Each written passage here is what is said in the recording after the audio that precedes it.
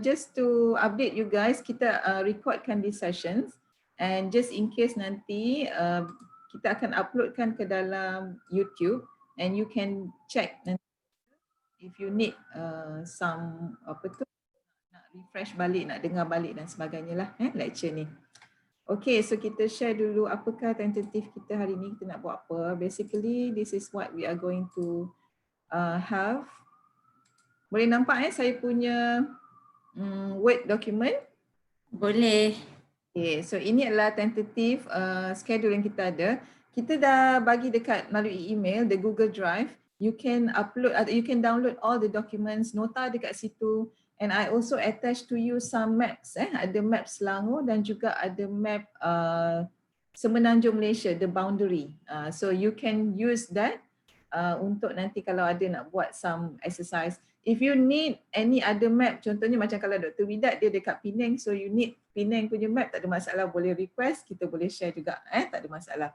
Alright, so basically apa yang kita akan buat hari ni, awal pagi ni kita akan bagi briefing on introductions lah, apa itu GIS, macam mana nak apply on your research, what is the GIS all about and things like that lah. I think most of you dah biasa dengar GIS, cumanya mungkin tak pernah pegang atau tak pernah rasa, tak pernah try kan, ataupun mungkin dalam kepala masih ada rasa takut nak cuba, atau rasa macam it is very complicated. So nanti kejap lagi kita akan cerita sebenarnya dia tak complicated mana, it's just a simple software which you can learn, you can use for your research as well. Kemudian kita akan take a break dalam lebih kurang 30 minit. Kalau siapa yang belum breakfast boleh breakfast dulu, dan kita akan sambung sesi kita dalam pukul 10.30 sekarang. Kita akan, this one 3D apa tu, tedious sikit sebab kita akan go details on the data ataupun GIS mapping. Apakah itu data structure yang ada dalam GIS. So dia tricky sikit lah part ni. Just to highlight to you guys apa yang ada, dan juga kita akan buat sedikit demo. Some magic with GIS lah. So jadi I hope that you will be with me, enjoy the session. Kita you can just interrupt me, kita borak-borak santai biasa. Pada masa yang sama to get some information about GIS. Saya ada juga minta anda semua download the ArcGIS trial versions if it's possible in your computer, because sometimes it needs a very powerful machine ataupun computer with a high speed to download the ArcGIS Pro. Tapi you can play with the ArcGIS trial yang online tu, dia tak perlukan memory ataupun RAM komputer yang besar. So you can just download it for free. They give you like 22 days to play with it. And then kita boleh tengoklah apa yang dia ada dalam ArcGIS online tersebut. Alright, okay, then lepas tu kita akan buat some demo dan sebagainya. Pukul 12 biasa kita akan lunch break, and then kita akan sambung lagi petang tu dalam 1 jam saja untuk tengok lebih banyak demo lah. Okay, so jadi katakanlah anda tak dapat join petang, it's okay because we record these sessions and then you can listen to these sessions next bila kita downloadkan dalam the YouTube. Lebih ringan sikit. Alright, okay, so enough with the tentative. Saya harap semua clear apa kita nak buat hari ni. So enjoy, boleh ambil kuih ke apa ke, lepak dulu. Okay, alright, so kita dah ada 9 participant. Okay, alhamdulillah, thank you very much for joining us. And then kita akan start sharing slides. Apa yang kita akan buat, apa yang kita akan, we will discuss further about what is GIS all about. Alright, sekejap ya.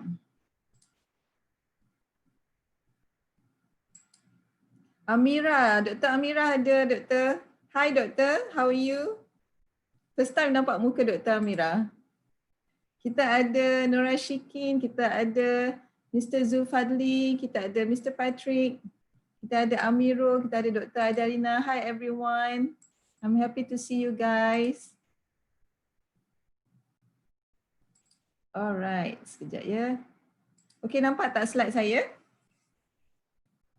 Okay, thank you very much. So kita start nah, sekejap je kita dalam sambil lecture, sambil borak, sambil lah, semua sambil.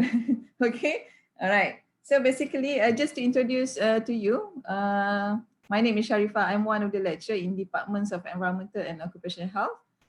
Actually, my research field is basically on environmental health exposure lah. I'm taking samples, soil samples, I'm taking this environmental sample and trying to connect with health. Dan pada masa yang sama, masa saya buat PhD, supervisor saya adalah GIS SIFU ataupun orang yang ajar GIS di school kami. So jadi he wants me to put some GIS elements in the research. But at the point of time memang saya tak ada langsung background GIS. I don't know. Saya tak pernah terpegang GIS and tak pernah terfikir untuk gunakan GIS lah. But from there I start to learn and I found it just a simple software. Dia sebenarnya simple saja.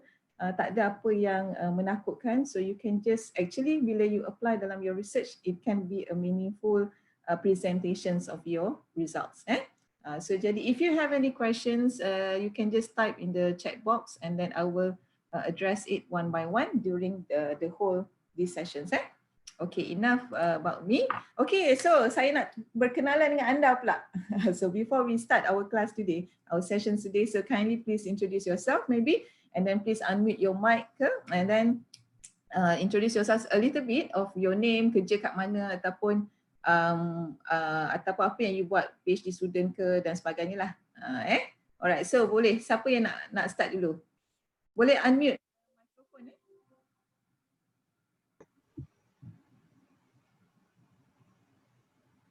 Maybe start dengan Dr. Adalina dulu.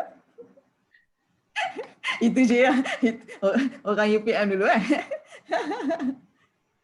Okay. Terima kasih. Assalamualaikum, selamat pagi semua. I'm Aidalina. I'm also from UPM, jiran sebelah to Cik Pah kita. I'm from Department of Community Health. I'm a lecturer there. I'm very interested to learn GIS ni sebab I've seen some of our students berguru dengan Cik Pah. So I thought maybe lah cikgu pun kena berguru juga. It's good, it's the way to go. I think GIS is the way to go. It's the future of healthcare. It is very important in the public health aspect, and rugilah if we don't learn about this. I hope Cik Pah will teach us. Thank you very much, Kak. Thank you very much, Dr. Adalina. So next, siapa yang boleh introduce yourself? Maybe Dr. Amira? Assalamualaikum and good morning, everyone. My name is Amira. I'm a medical officer from IMR NIH. Okay, all right. So thank you, Dr. Amira, for joining us. So Dr. Amira is from IMR, Institute of Medical Research. So basically, she must be doing lots of research and do this GIS is maybe can help to plot the disease and everything, kan, Doktor? Okay, all right. So maybe you can next, Dr. Widat kot? Boleh, Dr. Widat? Boleh. Assalamualaikum, good morning everyone. So ada USM Penang, bidang environmental science lah. So interested join workshop ni sebab tengok students jugalah sama macam Dr. Adelina buat mapping cantik-cantik tapi cikgunya tak reti. So cikgunya nak belajar jugalah sebab at least kita boleh share sama-sama kan. So itulah interested on river water quality ke ataupun land mapping, land use. So thank you Dr. Widat. Okay, next maybe siapa lagi? Mr. Zulfadli. Ya, Assalamualaikum warahmatullahi. Good morning, Doctor and all participants. My name Muhammad Zulfadli bin Khairuddin. I am from University Kuala Lumpur, lecturer in Environmental Health and OSH section. So basically, I am here to refresh my knowledge in GIS. So I dah lama tinggal lah GIS ni since my degree. So now I'm planning to do my PhD. It's a combination of menggunakan GIS dan AI in some OSH data. So I nak refresh lah. Okay, thank you Mr. Zubali. Mesti dah terror dah guna GIS ni. Tak terror dah, tak ingat. Thank you very much for joining us. Okay, maybe next Miss Nora Shikin. Ada Nora Shikin kat sini? Assalamualaikum, Doktor. Salam. Tak boleh video pula. PhD student di occupational health daripada Fakulti Sains and Health, Health Science. Okay. Sem 1 PhD dalam occupational safety and health. Sebagai bekerja juga, cuti belajar lah sekarang. Sebagai Science di UiTM. So banyak benda nak belajar benda baru. Alright, thank you very much, Ms. Norashikin. Hopefully the GIS can help you in your research. Okay, maybe next, siapa lagi? Ada Dr. Nurul Hamzah. No, maybe Dr. Nurul tak dengar. Nurul Izzah? Ada Miss Nurul Izzah? Hai, sekejap. Share. Hai. Hai, Assalamualaikum. Selamat pagi semua. Saya Nurul Izzah Bersamai, pensyarah daripada Universiti Sains Malaysia Kubang Krian. So ini first time saya nak join GIS session. So interested sebab waktu PhD dulu ada kawan-kawan yang buat public health di UKM yang buat GIS incorporate dalam dia punya study, tapi saya never bother lah sebab tengah saya buat dengan study sendiri. So I think untuk workshop ni, this is a good chance for me to join ataupun to participate dan gain some knowledge daripada Dr. Pah lah. Thank you very much for joining us. Hopefully kita belajar sama-sama. Okay, so kita ada siapa lagi? Amirul? Amirul, maybe boleh introduce yourself? Yes, Assalamualaikum, good day everyone. My name is Amirul, one of Dr. Pah's student. I'm currently in my second semester for my PhD study at Faculty of Medicine and Health Sciences UPM. So as I'm going to apply GIS in my research, so this is actually a golden opportunity for me. Thank you. Thank you, Amirul. Kita ada Fazrul. Kita punya kawan lama daripada UEA, daripada UiTM. Sila Fazrul.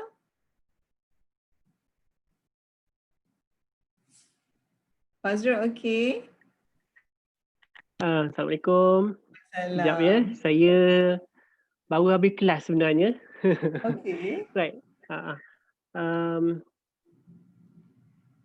Hai semua, saya Fazrul daripada UiTM Cawangan Pahang, kampus Jengka.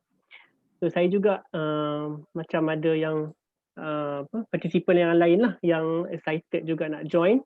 So sebelum ni macam saya tengok Dr. Sharifah adalah kawan saya. So dia gunakan GIS untuk her own PhD. So saya tak bother lah sebab saya tak guna pada masa tu. Tapi saya sebenarnya excited juga.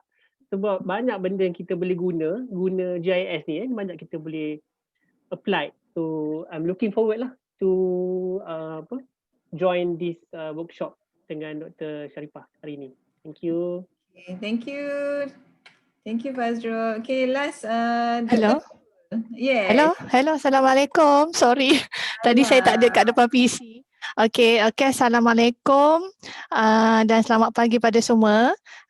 Saya Nurul Ainul Hamzah daripada Pusat Pengajian Sains Kesihatan, lecturer di bawah program Environmental and Occupational Health.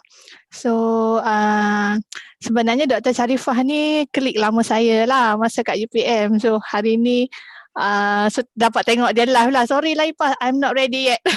Lepas break nanti. Kat rumah, biasalah work from home.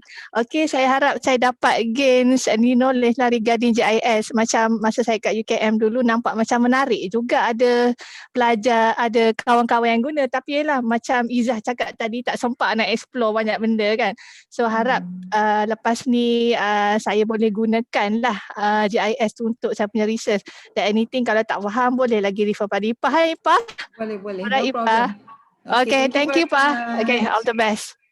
Thank you. Kita ada seorang lagi sebenarnya partisipan, Patrick, Mr. Patrick. I'm not so sure dia tak ada online, tapi tak apa kan, kalau ada kan kita suruh dia introduce himself. Okay, alright. Thank you very much for a brief introductions everyone. So jadi kalau boleh saya nak minta anda semua just sebaik anda type dekat ruangan chat tu what you expect from this workshop. Kalau nak tahu pasal apa. I will try to address all your expectations too during this short workshop. So jadi maybe boleh type dekat situ ruangan chat tu apa yang you expect from the workshop, and then I will try to deliver as much as possible lah. Alright, okay. So next kita pergi kepada introductions of GIS. So basically apa yang kita akan tengok hari ini ialah I will tell you about how GIS work, macam mana dia punya fungsi dia, the concept dia, and then how it can be applied in your work, in your research work, as well as kalau untuk perkara-perkara lain pun nanti kita akan tengok, and then kita boleh tengok dia punya demo sekali lah. I will try to show you the demo. And also the strength and limitations of GIS, some of the strength and also the limitations. Okay, if you have any questions, you can just type dalam ruangan chat, tak ada masalah, boleh interrupt saya pada bila-bila masa. Okay, so I hope this the slide clearly, boleh nampak slide. So jadi apakah itu GIS? GIS ni basically is a software lah, it's a software ataupun a functions, a combination, kita panggil a combinations of this element 5 element ini together. Maksudnya we need a hardware, which is we need our computer, we need the software itself, the GIS software itself, we need the data, and then the methods to be applied, as well as the people. We are the one who use these functions lah. So jadi basically definitions dia ialah GIS is a combination of hardware, software, data and operating personnel to perform range of function. Function dia sebab sistem ni boleh capture, dia boleh capture data, dia boleh store, dia boleh check, dia boleh integrate, dia boleh manipulate, dia boleh buat macam-macam lah. Analyze and also display the data tu dalam bentuk visuals yang anda inginkan, which is dalam bentuk mapping lah. Why mapping is very important? Because sometimes data kita tu kita nampak dalam version 2D. 2D ni maksudnya contohnya lah bila kita run statistics, it shows significant relationships kan. But we are not so sure why, bila nak explain kenapa ada significant relationships tu, sometimes ada limitations lah, because we don't even understand the distribution pattern ke, kita tak ada information yang lebih detail. So this mapping helping us to understand kenapa dia ada relationship begitu. Sekejap lagi saya akan tunjukkan satu kajian yang kami lakukan bersama dengan KKM about dengue dan juga kombi. Interestingly, kita dapat tengok some input yang menarik yang sebenarnya kami tak faham unless we looking at the map. So that interestingly it helps us to interpret the data, our data lah. But dia tidak seperti SPSS lah. Contohnya SPSS, if you run the data, you get the p-value, certain p-value. Contohnya less than 0.05, you can strictly say that it is significant relationships kan. Dia ada justification kat situ. Maksudnya the strong justification to say ada relationship. Tapi untuk GIS ni, it depends on us to interpret. So the main important thing here is we have to understand the data. Kalau kita salah interpret, then it will be some error lah.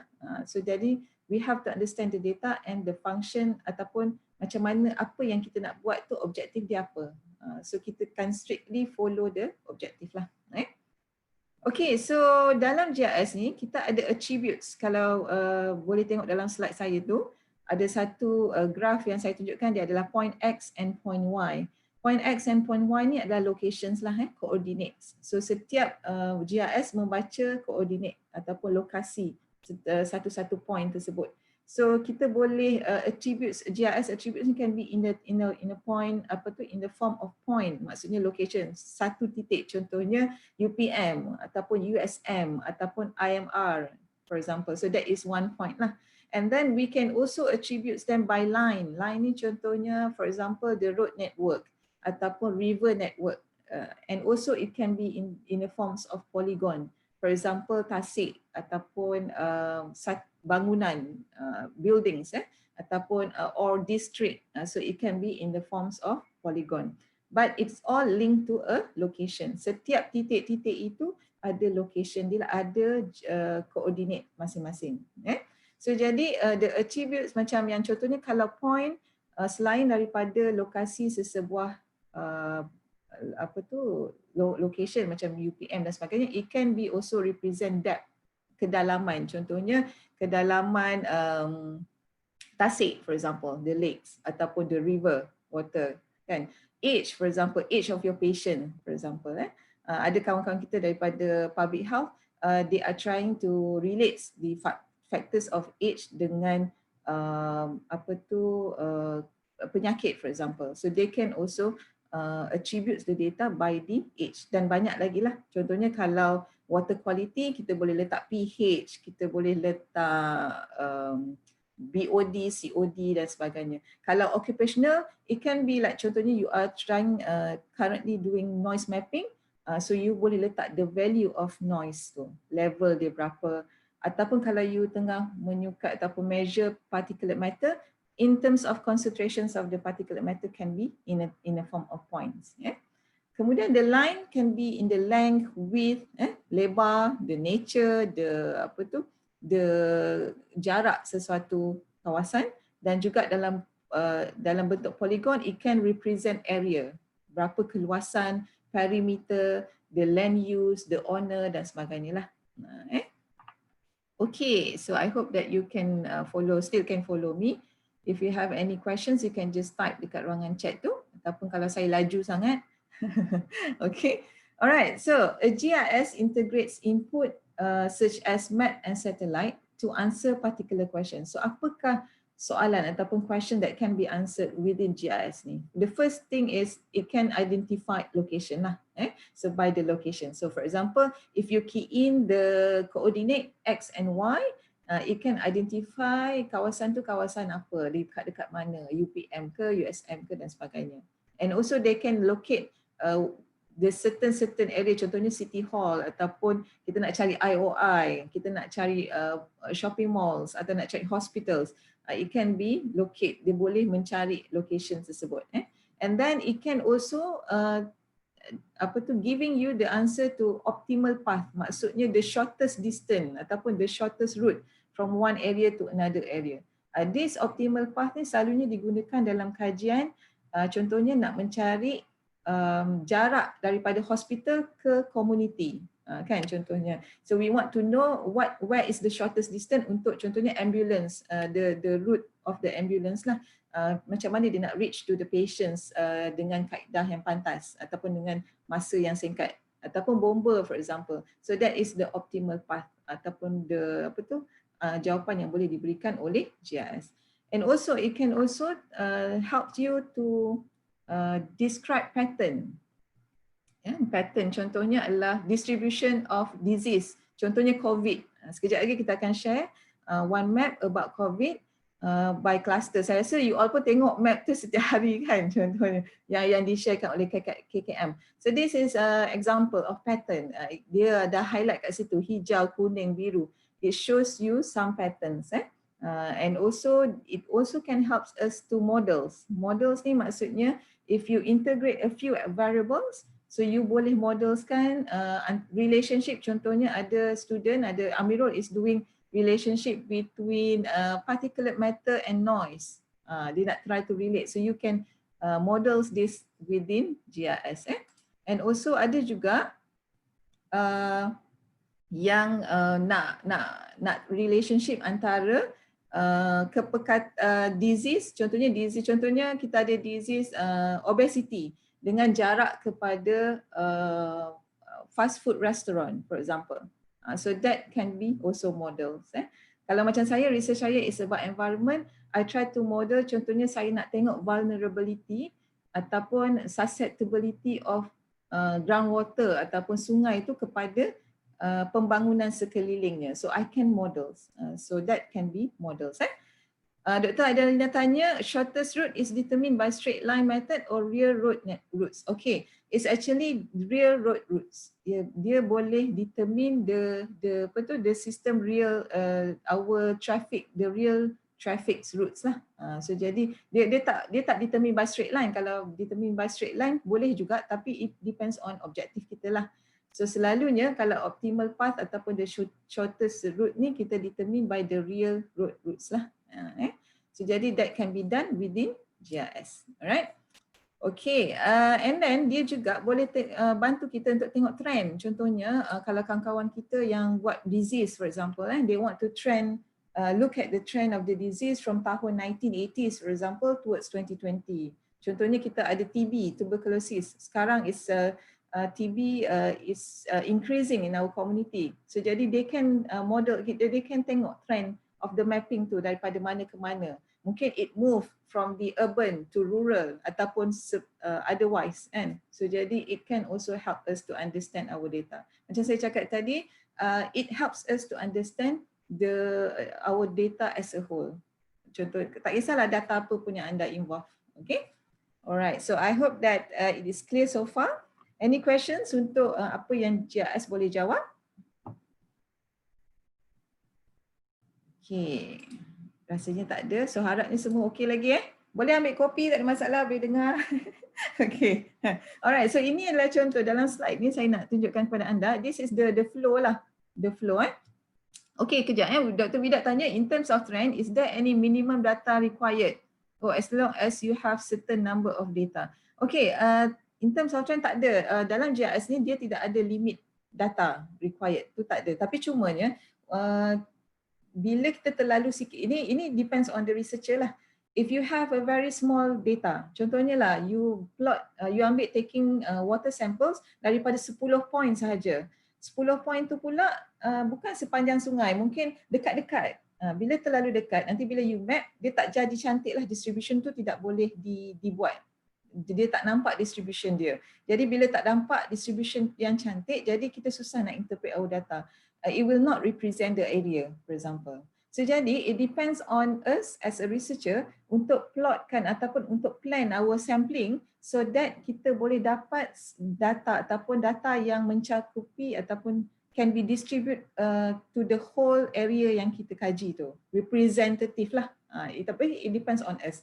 Because the GIS ni kita cuma gunakan as a tools, but the rest of it you have to plan for it. Maksudnya berapa banyak data, berapa banyak point, sampling point, minimum data that need to be required. Macam kalau statistik, at least minimum 30 data, 30 data lah, 30 numbers, 30 point for example. But untuk GIS ni tidak ada.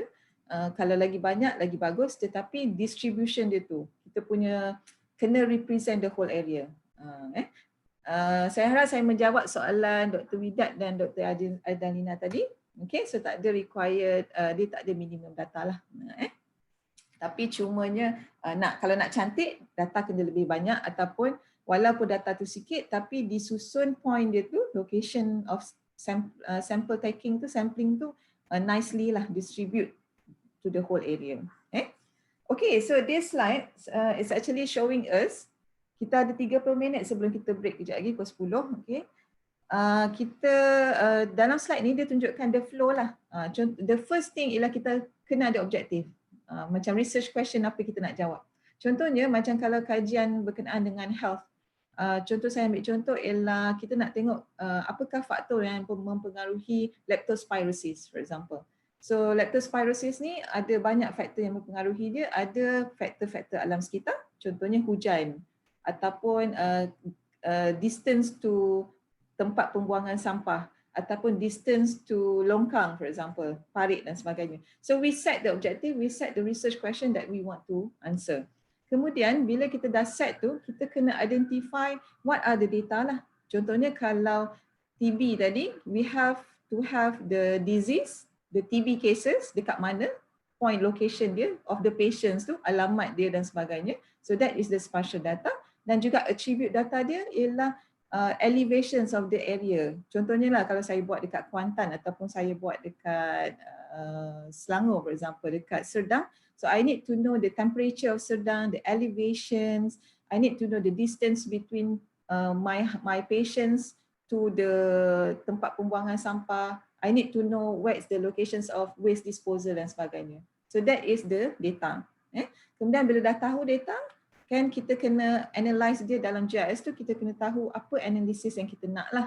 Dalam GIS tu we have lots of analysis. Kita boleh tengok dia distribution pattern, kita boleh buat geostatistik sikit kat dia, kita boleh juga buat buffer zone, kita boleh buat pelbagai analisis lah. So we have to choose what we want. We also can layer between one variable to another variable.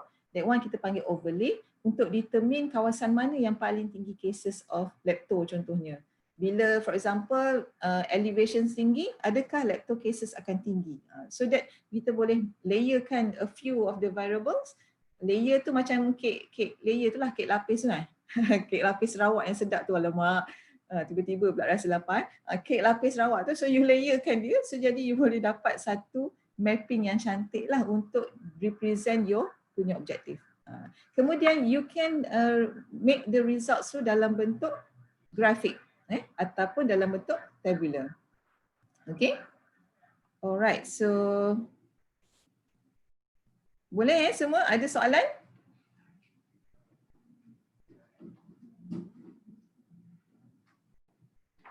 Okay, alright. So next kita pergi ke slide seterusnya. Ini adalah cycle of GIS based decision making cycle. It start from the real world macam tadi. Kemudian kita ada data models and structure, dan kita ada analysis, dan kita ada user interpret. Apa yang paling penting kat sini ialah a key influence on the success of GIS project adalah the data. So jadi kalau kita data kita tidak cukup kuat, so it will affects ataupun influence our results.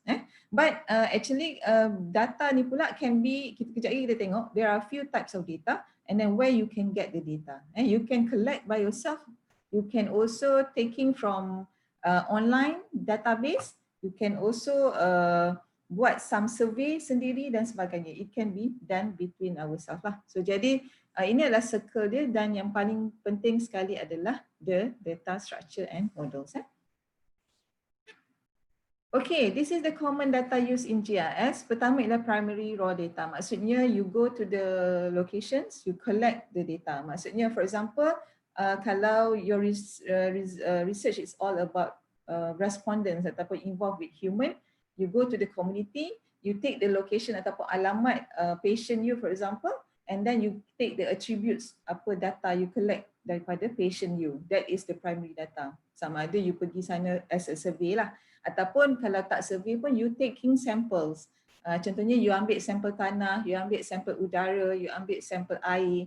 Ataupun kalau untuk occupational, you pergi ke kilang-kilang for example. You go by yourself, you taking the samples, you do the questionnaire, and then you take all these coordinates things.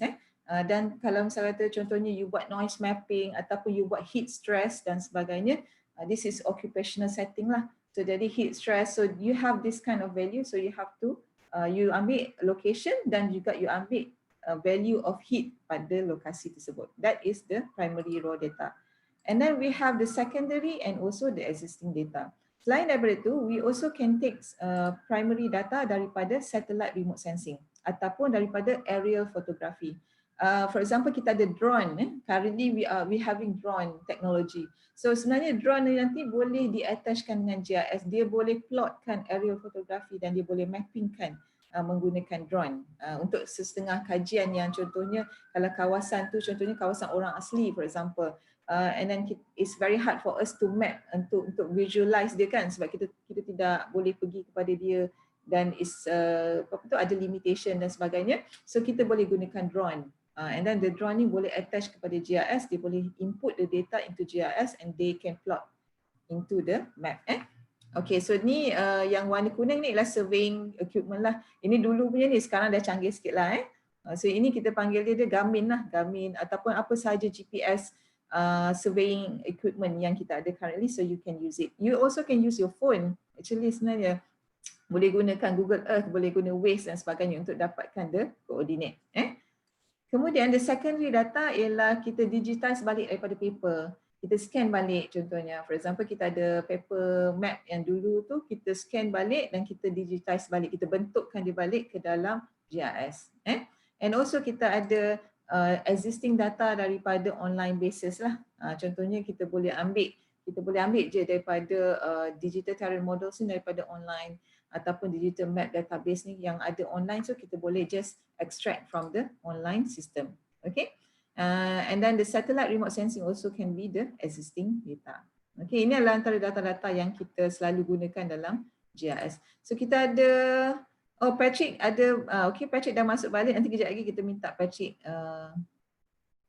share dengan kita what he do, and also Nur Sajidah sekejap lagi ya. Okay, alright. So next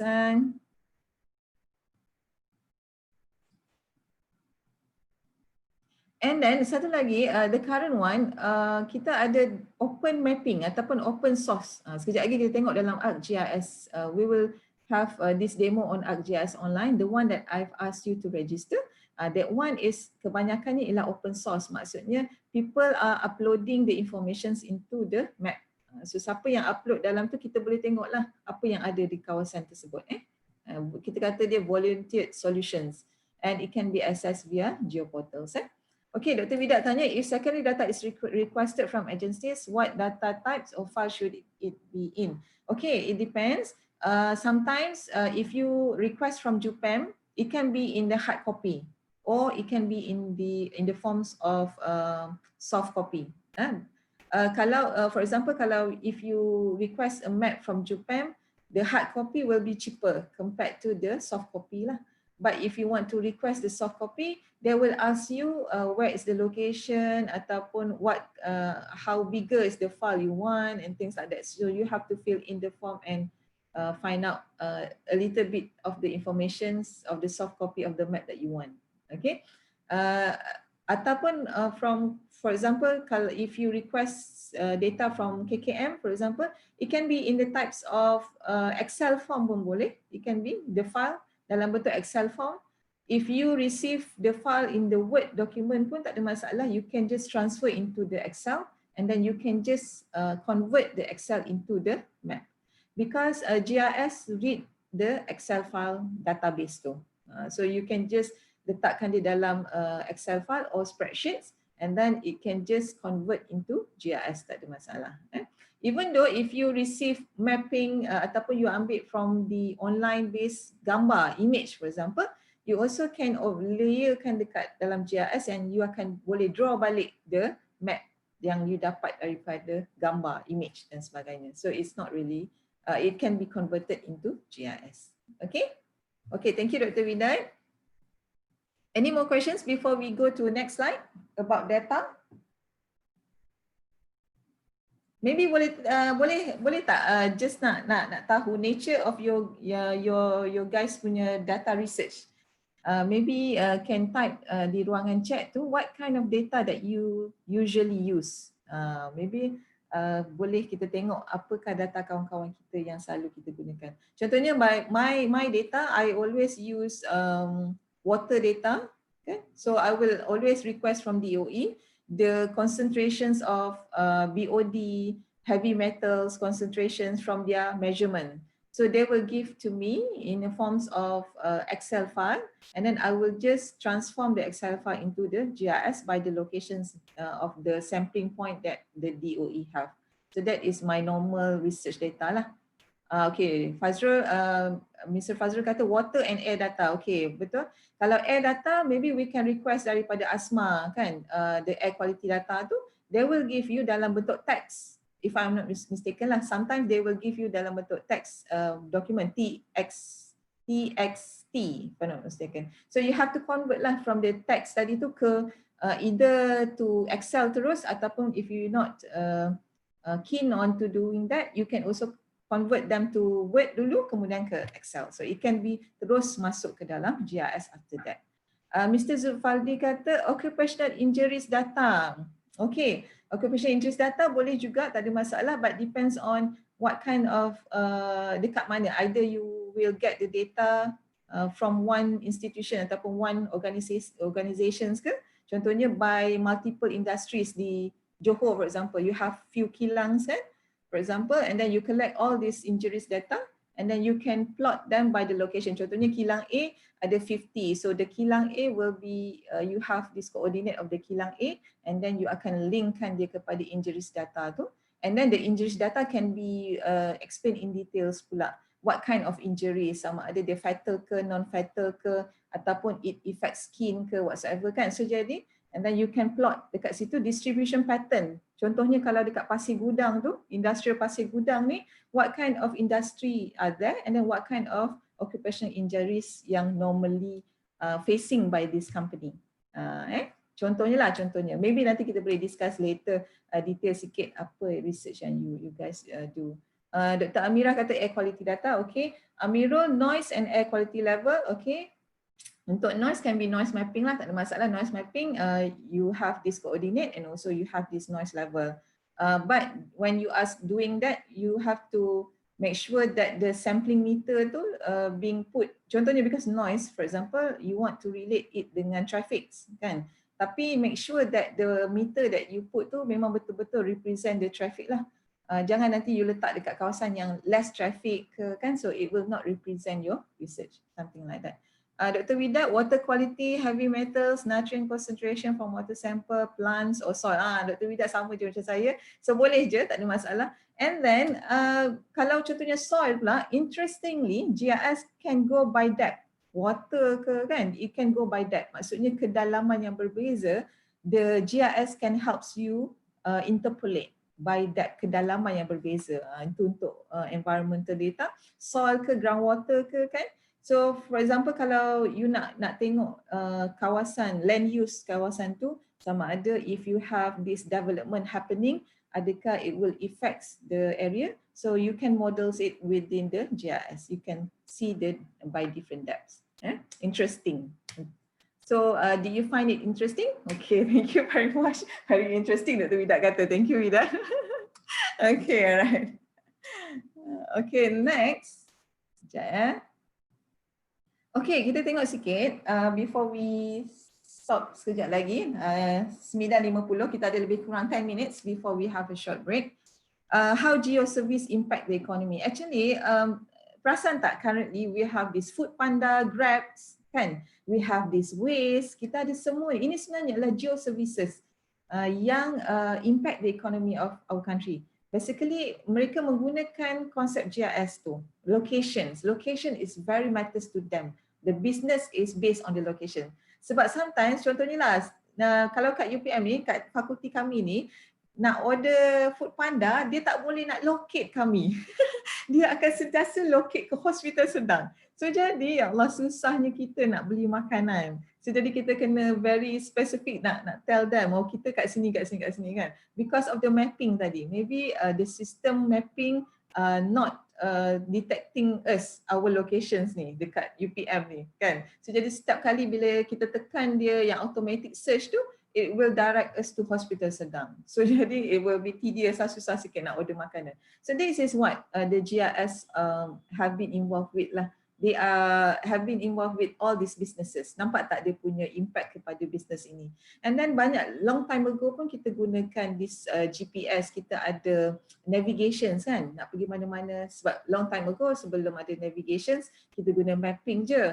Tapi bila dah ada navigations tu, kita sangat convenient for us to use. Kita ada Waze, yang selepas kita ada Google Earth, kita ada Waze. Waze pula dia integrate the traffic volume dengan mapping tadi. So this is what the GIS can do. It can models, it can integrate the data so that it can tells you jalan mana yang jam, jalan mana yang tak, and then they can help you to determine the routes, the shortest route, avoid the toll, for example. So these are all the functions of GIS that they are using. So interesting untuk business ni. Dan juga banyak lagi lah bisnes-bisnes lain yang contohnya macam ni, student graduates with geoservices expert can increase the salary by 3%, and this is the data from Auxera 2013. Not so sure lah whether it happening in Malaysia, but I think it helps a lot. Contohnya kalau you are working with Grab Food ataupun Food Panda, it may helps to improve the software of these services. Okay, the history of GIS, I think you can read through. It starts in the 1960s and currently it has been evolved lah. Kalau dulu GIS ni dia hanya desktop. Maksudnya hanya berlaku dalam ruang desktop you. Bila you nak transfer kepada kawan you hanya boleh transfer menggunakan USB, menggunakan disk dan sebagainya. Tetapi currently the GIS itself has been evolved, and sekarang kita ada banyak GIS online which you can just share the data, you can share your data, you also can upload their data. Maksudnya you boleh dapat data tu secara naturally, senang, mudah dan tak berapa susah seperti dululah. So jadi it has been evolved lah. Dia dah jadi GIS online sekarang. So jadi semua benda, contohnya sekejap lagi kita akan tunjuk, you buat survey, contohnya you buat survey for your respondent, it can directly transfer the data into GIS and plot the map. So easy, tidak tricky, sangat mudah. Okay, so the father of GIS, the father of GIS, macam biasa yang ini kalau Dr. Aidalina mesti biasa dengan orang ini, nama dia Dr. John Snow lah. So this is also the father of epidemiology. So kita kata dia father of GIS sebab he is the one who plot the case of cholera outbreak di London on the maps. Because a long time ago they trying to understand what are the causes of the disease, but they unable to relate those factors, variables, until Dr. John Snow find out that from his mapping that the outbreak is come from the water sources, contaminated water sources. So this is those orang yang pertama sekali menggunakan mapping dalam konteks geographical konteks lah. Mungkin juga kita ada ramai juga kalau for example previous Islamic punya expert also, I'm sure that they are also using this kind of technique. Cuma kita tak ada information tu lah. Alright. So any questions so far? Okay, tak ada soalan.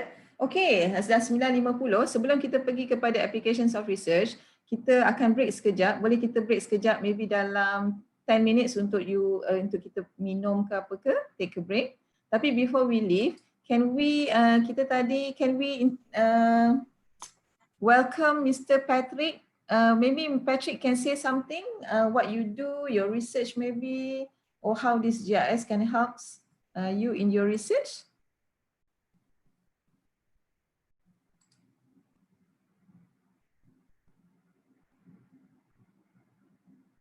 Patrick ada? Okay, kalau tak ada, maybe Nur Sajidah. Nur Sajidah, ada tak Nur Sajidah?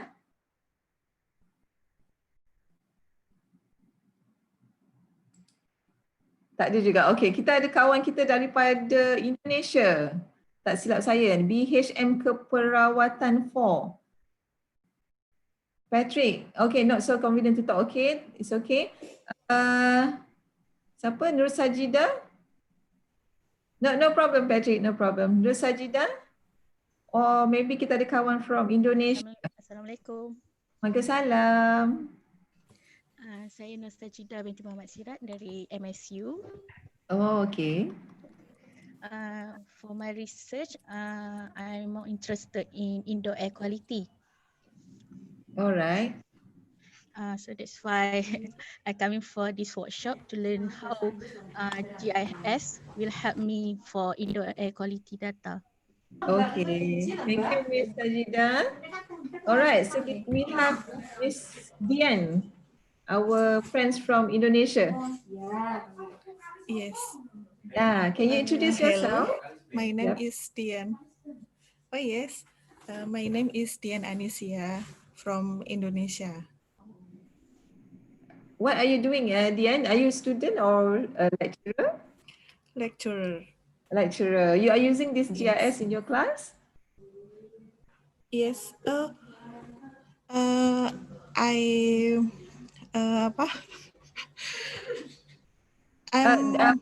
Dian, researchnya dalam apa? Dalam public health ke? Dalam about human ataupun about environment? Public health. Public health. Okay, Yes. alright. Harapnya dapat membantu dia nanti on your teaching. Yes. Okay, Doktor. Okay, kita ada Mr. Lim. Dr. Lim kot nak. I'm Dr. Lim from Institute for Clinical Research. He is applying as pinpointing patients from PUI cases to positive cases. Okay, thank you, Dr. Lim, for joining us today. Okay, so can we have a break, like maybe 10 minutes? Boleh ke? Before we start again, our next session? Sure, okay, alright. Thank you very much. So you can have a break sekejap. Nanti kejap lagi kita sambung dalam pukul 10 minit, 10 minutes.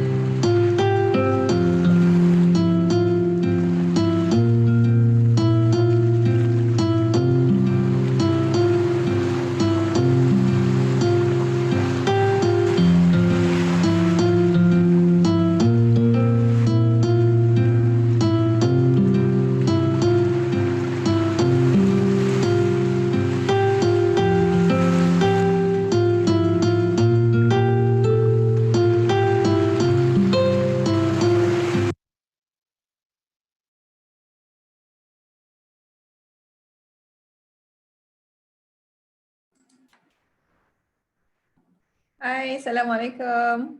Harapnya semua okey. Dah ambil minum, dah coffee, dah coffee break. Okay, can we start our session? Boleh, Doktor. Alright, thank you. So, okay, tadi sambungan. Just now we have talked about data lah.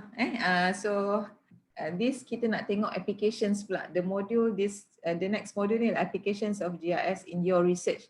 What can be done? And then I think most of you also are aware of what it can help you in your data research. But just to highlight, maybe to give you more ideas on how to develop the modelings and things like that. Okay, if you still remember tadi kita ada cerita pasal how you want to integrate your survey dalam GIS. Okay, so jadi untuk macam GIS online ni, we are currently having a GIS online. They can just do straight away the survey and then put it in the maps. Contohnya survey 1 to 3 for FGIS beta ni. Okay, so I will share with you the video of macam mana these functions. Kita tengok sikit video .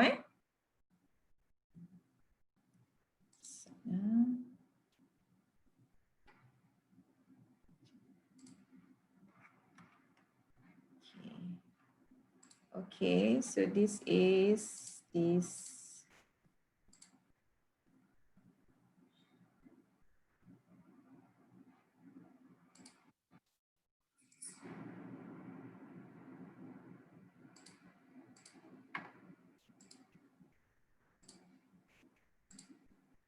Okay, so this is the video and we can have a look. A critical part of GIS for many organizations, and smartphones and tablets make it easier than ever to turn a field observation into a point on a map. But putting those points on a map is often the easy part. For many GIS users, it's the other data that's harder to make sense of. For our data to provide the answers we need, we first have to ask the questions that make our data relevant, objective, and accurate. And now, ArcGIS users have a new way to ask the questions. Presenting Survey 123 for ArcGIS, the best way to collect high-quality form-based data in the field and seamlessly add it to your GIS. Survey 123 allows you to create a data collection workflow using smart forms. You decide which questions to ask and which answers are acceptable. Survey 123 makes it easy to create these questionnaires in a spreadsheet by keeping it as simple or specific as you need it to be. You can tailor these smart forms to meet the needs of your organization and to leverage the knowledge and skills of your workforce. Survey 123 runs natively on both mobile and desktop OSs, so you can collect data on your current hardware. Users can upload their data on the fly, where it's immediately available back at the office for analysis, feedback, and response, or you can work offline and sync it to the database later. Other smart form apps stop here, leaving you with data that needs to be converted and imported into your GIS. That means extra time, more effort, and a greater risk of data errors. But for Survey 123, it's just the beginning. Your new data seamlessly integrates into ArcGIS so you can monitor the results of your surveys in real time or perform analysis as data streams into your GIS. That's what mobile data collection should be all about. Asking questions, getting the facts, and making decisions. With ArcGIS, bringing your data from the field to your geographic information system is as easy as Survey 123.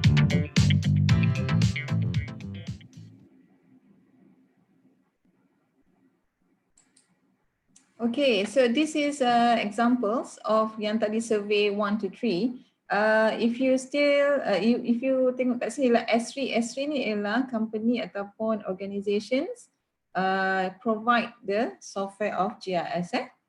So okay, now we can see about satu lagi techniques ialah drone.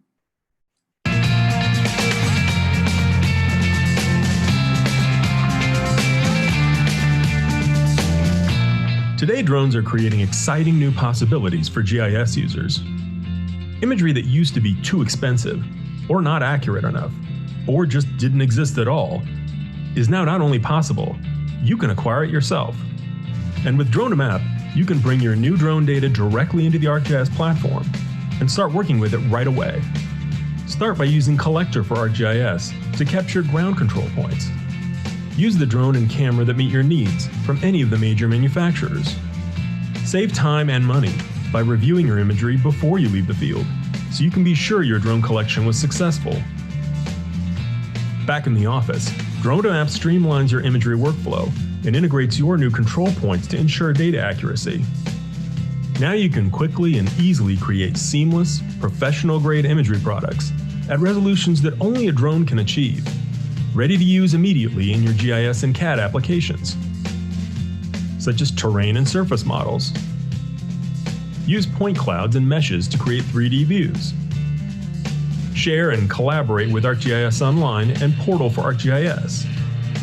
And use ArcGIS Enterprise to catalog, analyze, and share imagery throughout your organization, in the cloud and on-premise.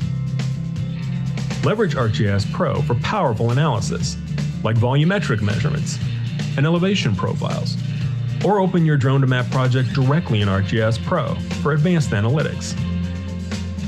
Drone to Map for ArcGIS unlocks the potential of drone data to create professional imagery products that were out of reach just a few short years ago. Drone to Map, bringing your GIS to new heights.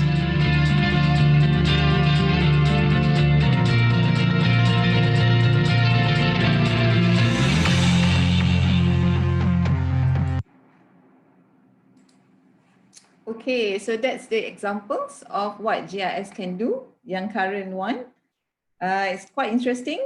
Maybe boleh komen sikit, note dekat apa tu, dekat chat box tu. What do you think? Is it interesting? Especially the survey 1 to 3. You can just do the survey and then straight away boleh apa tu, put it in on the maps. Okay, so I share back the slides.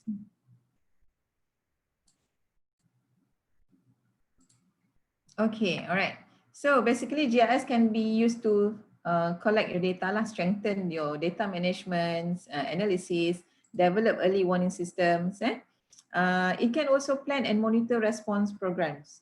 Response program contohnya, for example, in public health, they usually use this interventions program, for example. So if you are having these intervention programs, you can plot it on the map and see how the distributions of this contohnya dengue and kombi, for example, how this will be connected and how successful kombi is. Okay, so sekejap lagi I will share with you our research about kombi, and we will see from the maps the connections between kombi punya activity. Some kombi is a method untuk helps to increase awareness about dengue cases lah, to reduce the cases. So the kombi activities ni varies lah, can be from you distribute this pamphlet, you give apa tu ubat nyamuk tu kan, and then you ada a few more methods lah that they use in the kombi program. So basically, in some places, it's the map showing a very connecting between kombi and dengue cases. Maksudnya when you have this kombi, the dengue cases reduce. But in some places doesn't work that way. So it's very helpful to understand kenapa. For example, in certain area it works, but in certain area it's not.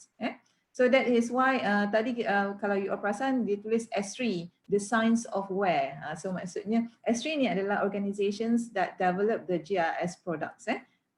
What we have using currently is ArcGIS. So they have been plotting or changing the usage of ArcGIS daripada desktop based kepada online based, which is yang tadi tu macam survey 1 to 3. They have drone map. Akan kejap lagi kita tengok. They have a lots of other apps that we can use that make our life easier lah in terms of plotting the data. Okay, alright. It also can communicate large volumes of complex information in a simple and effective way, especially untuk publics and decision makers. Okay, GIS also can integrate like macam saya cakap tadi is overlay method, which for example if you have a few variables, for example, contohnya kalau macam dalam contoh yang saya bagi ni, kita ada land usage, elevation, streets, customers, then when you overlay all of them, it can helps you to understand ataupun to models the objective what you want to know. For example, kalau yang ni the models is saying about low susceptibility of the area towards the variables, how the variables influence the susceptible of this area to the development, for example. So you can label them by low, moderate and high, and also very high susceptibility from the overlay tadi. This overlay ni different maps lah, tak kisah apa sahaja variables you. For example, if you are using, for example, kalau data health, kan? Data health, you want to know the cause of certain disease A. So the factors that you read, for example, it caused by the volumes of rainfalls, the temperature, or maybe it's influenced by the kepadatan penduduk, crowd density. So then you overlay, setiap variables, they have one map and then you overlay them. And then when you overlay dia, layerkan dia, it can interpret which of the area have high risk and which of the area have low risk. Kalau dalam occupational setting pula pun the same. You can, for example, kita ada banyak kemalangan jalan raya, accidents, commuting accidents daripada tempat kerja ke rumah, for example. So then we will identify the factors. It's either the work factors or the road factors or maybe the environmental factors. And then when you overlay them, you have different layers of map, you overlay them and then you can determine from the routes of your workers to which part of the routes tu yang selalu berlaku accident, for example. And then we can identify why the accidents happen there.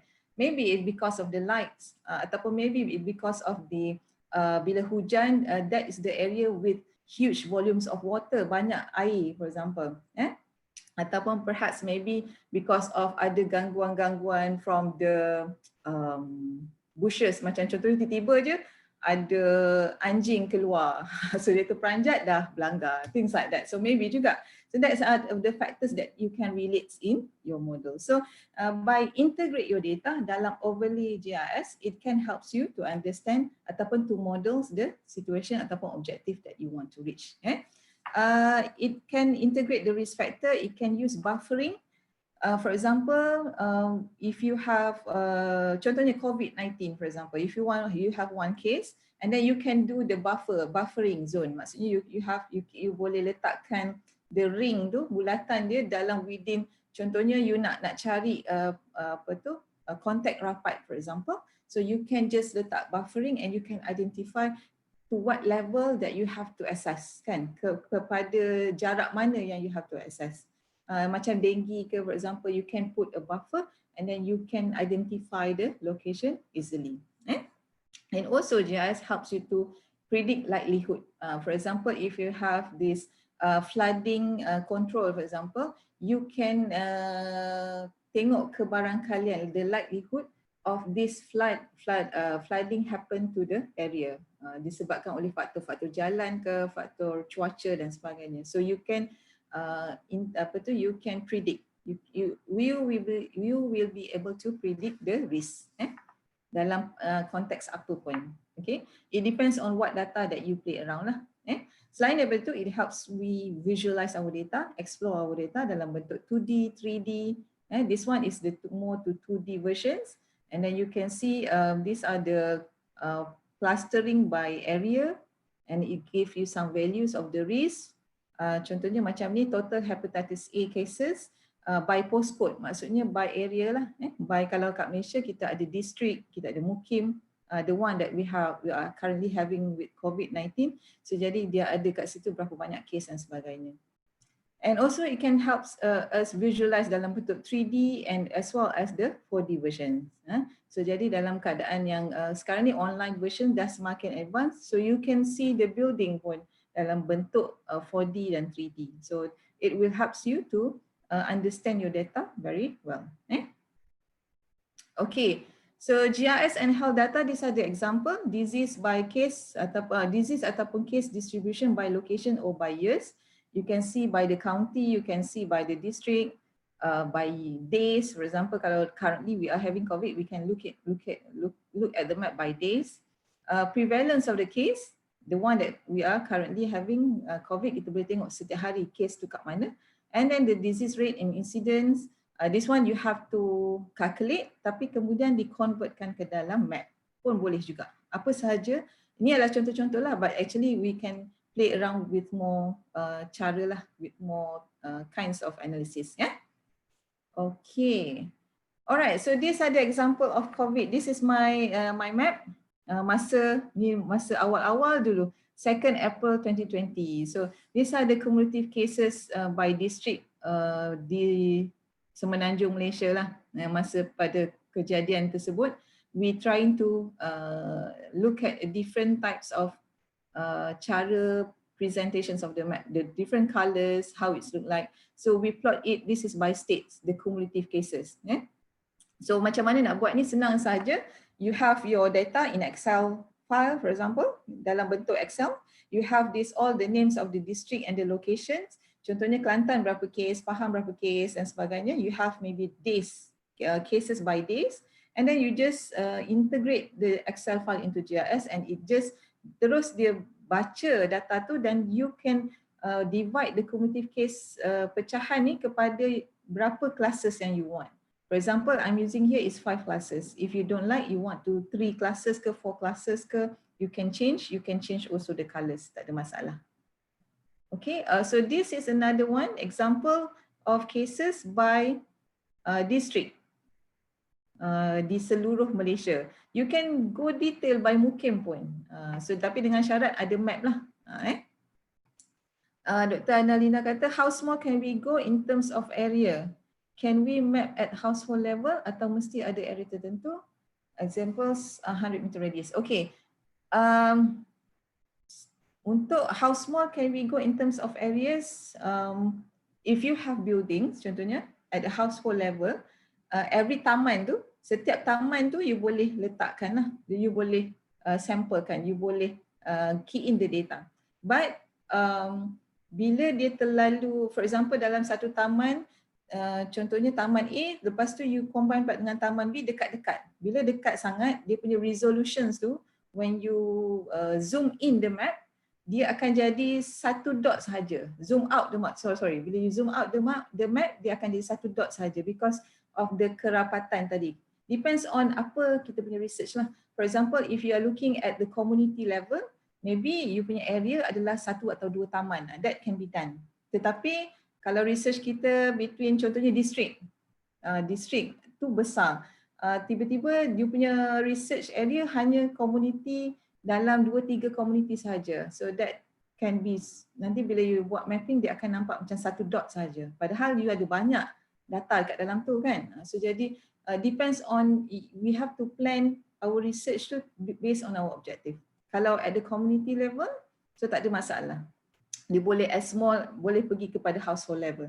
Tetapi contohnya household level yang land house lah, land ataupun rumah yang kalau high rise building susah pula because dia akan baca sebagai satu dot saja kan. Kalau high rise building tu, kalau contohnya apartment, so apartment tu ada different level. Contohnya kalau kajian denggi ke apa kan, so kita nak tengok the distributions by, kalau nak tengok by apartment tu susah sedikit lah sebab dia akan baca sebagai satu dot di satu kawasan tu. Tetapi kalau macam rumah tanah biasa tu, it can be done lah. So jadi kita kena plan properly on what kind of objective. Bukan semua objective can be reached within GIS lah. Some it need to be manipulated ataupun it need to change a little bit so that we can reach to the objective. Okay, I'm hoping that I have answered questions. Kalau dalam bentuk size 100 meter radius boleh, tak ada masalah. Dia tak ada, dia tidak ada satu limit. Dia depends on how good is our data, how good is our map, the resolutions, the size of the maps. If we have a good size of map, it can be, boleh go details pun by house, daripada setiap house kecil-kecil pun tak ada masalah. Okay, alright. So back, we go back to our slide. Distribution of, ini contoh distributions of COVID cases by district yang di sebelah kiri ni dalam bentuk colors, and then the right of your hand side tu adalah cases by district dalam bentuk this is kita panggil dia proportionate. Dalam bentuk cases by district, tapi kita dalam bentuk bulatan, maksudnya the bigger the size of the rounders ni, bulatan ni lagi besar ataupun lagi banyak case lah. So this is just to highlight different types of ways to present your data. Satu can be go by color density, satu boleh go by the proportion, satu lagi boleh pergi kepada pelbagai method. So jadi these are the example. Okay, kalau GIS and environmental data, yang ni adalah contohnya kita nak tengok heavy metals dalam sungai di Cameron Highland. Okay, so jadi yang ini kita plotkan macam Dr. Widat tanya tadi, how many samples, adakah boleh kalau sampel tu ada minimum requirement. Actually tak ada minimum requirement. Kalau if you guys notice here, kita hanya dalam ada 17 points sahaja. Tetapi how you put the points, kat mana kita nak letak points tu is very important. This is not just apply to river, tapi untuk community pun. Contohnya kalau Dr. Aidalina buat on survey, on community pun, bila you ada mapping kawasan rumah dan sebagainya, we have to know kat mana nak letak point-point kita tu so that it will represent nicely lah dalam map tu. So that, contohnya lah kalau saya cuma ambil 3 sampel sahaja, okay? Maybe pada dekat atas, dekat tengah dan dekat bawah. It will not represent the area so much. So jadi it will affect your results lah. Kita sendiri as a researcher tak happy lah kan, because it not represent the area. Okay, it's okay Dian, no problem. Dr. Widat, for spatial distribution in river mapping, what is the typical distance from one point to the other? Okay, basically dalam praktis saya, dalam satu point ke point lain dalam 500 meters. Untuk nicely lah, untuk dapatkan satu mapping yang nice. But depends, sometimes bila kita dah rancang, bila kita pergi kat sana tak dapat pun nak ambil point tu because of some certain issue lah, tak boleh nak access kan. So jadi kita within 500 meters to 1 kilometer tu still okay lah. Kita kena agak-agak supaya distribution dia tu tak lari jauh. So it depends on how we plan to do the sampling. Okay. Dalam experience saya is about 500 meter. Tapi depends on sampling Dr. Widat juga. Kalau kat kawasan kecil tak payahlah 500 meter, maybe 100 meters is enough. It depends on the ratio, how much is the sampling area versus dengan berapa banyak samples yang you nak ambil, and then you have to make it distribution tu nicely put dalam kawasan within your range of your study. Okay. Saya harap saya jawab Dr. Widat punya soalan tadi dan Dr. Aidalina tadi, saya harap saya jawab soalan. Nurul Izzah, meaning kita kena design dulu plotting dalam map yang kita nak project nanti. Okay, ya, betul. Kita kena design dulu sebelum kita planning nak ambil sampel, to take samples. Tak kisahlah sampel sungai ke ataupun kita nak buat survey on people ke kan. We have to plan dulu, to design dulu. Kita kena tengok dulu kawasan tu, area of the mapping, and then see kat mana dia punya location, and then tengok kat mana kita nak sample. You have to design so that it will put nicely, plotting nicely lah on the map. Kalau kita tak design properly, it will be like rugi pada kita lah. Bila kita dah penat-penat ambil data, and then when you plot it on the map, it will not represent the way you want. Itu je kita risau. It will not represent the way you want, it will not answer your questions, and banyak isu-isu lain yang macam error, multiple error dan sebagainya. So that will be merugikan lah, wasting of time and wasting of your project money. So better you plan. Memang kita kena plan dululah. We have to design dulu. Kita plan dulu. Selalunya we will plan, okay kita nak sample kat sini, point 1, point 2, point 3. Tapi bila on the day, sometimes happen lah, tak dapat nak pergi ke kawasan tu because of the accessibility, ataupun tiba-tiba respondent tak ada, respondent tak nak jawab soalan, respondent reject, tak nak jumpa kita ke, for example, kita kena modify sikit lah. That's happen. So we have to kena ada some flexibility, but as long as it represent the area tak ada masalah. Yang penting kita, sebabnya GIS does not, dia tidak plankan for you. You have to plan for yourself. Dekat kawasan mapping tu. Untuk dia jadi nicely, you have to have some ideas of the area lah. Okay, I'm hoping I answer the questions. Okay, ini contoh untuk GIS and environmental data. This is pada sungai lah. So kalau kita tengok kat situ, kawasan yang paling tinggi dengan kadmium adalah di kawasan ringlet. Ringlet ni tempat yang kita selalu shopping buah-buah tu lah. Kawasan tanah rata tu, kawasan bawah sikit dekat area tempat shopping-shopping tu, itu adalah kawasan paling tinggi cadmium and juga heavy metals lain. This is from the agriculture lah, because that one, kawasan itu paling banyak pertanian, and all these fertilizers and chemicals are flowing daripada berincang ke kawasan yang lebih rendah, tanah rendah. Maksudnya dia mengalir daripada kawasan tanah tinggi ke tanah rendah. Ringlet tu, it happens adalah tanah rendah lah, landai. So jadi that's why dia cumulative, dia accumulate dekat situ. Tetapi untuk copper lain pula trend dia, banyak pula dekat berincang. So jadi kenapa banyak dekat berincang?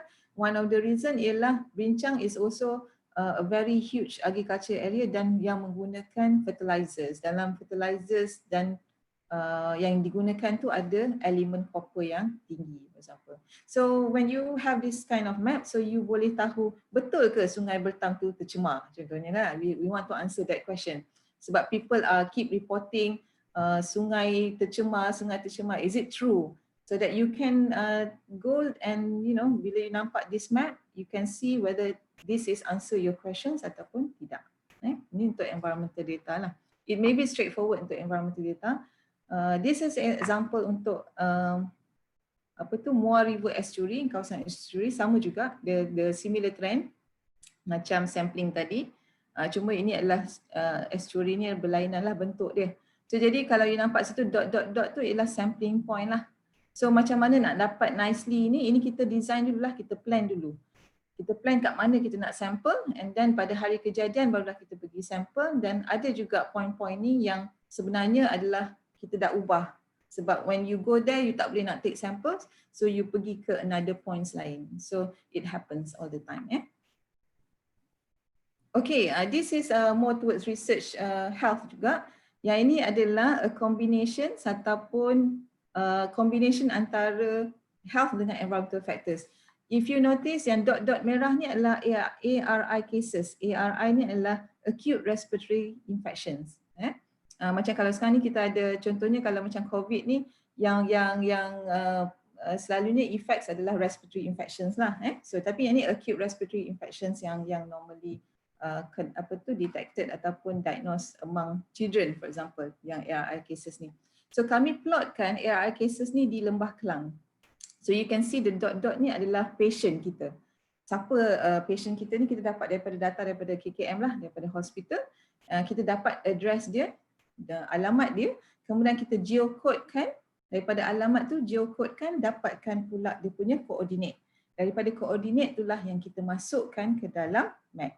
So sekejap lagi saya akan tunjukkan demo macam mana anda boleh geocode menggunakan alamat saja. So tak perlu nak susah-susah nak cari, tapi it just a simple method which is automatically done. So that's very interesting. So jadi yang merah ni adalah cases of the disease. Kemudian yang colourful ni ada hijau merah ni adalah yang block yang empat segi ni, bentuk empat segi adalah particulate matter concentrations. This is done ataupun dibuat sebagai spatial distribution dalam GIS. So you can see the red zone tu, kawasan red zone tu adalah di Kelang, di mana particulate matter are very high at this area. Okay, so jadi from the map it shows you the connections between ARI cases dengan particulate matter concentrations. Nampak tak the connections tu? Maybe boleh type dekat ruangan chat tu what you see from the map, what you can conclude. Apa yang you rasa you boleh faham daripada map ni?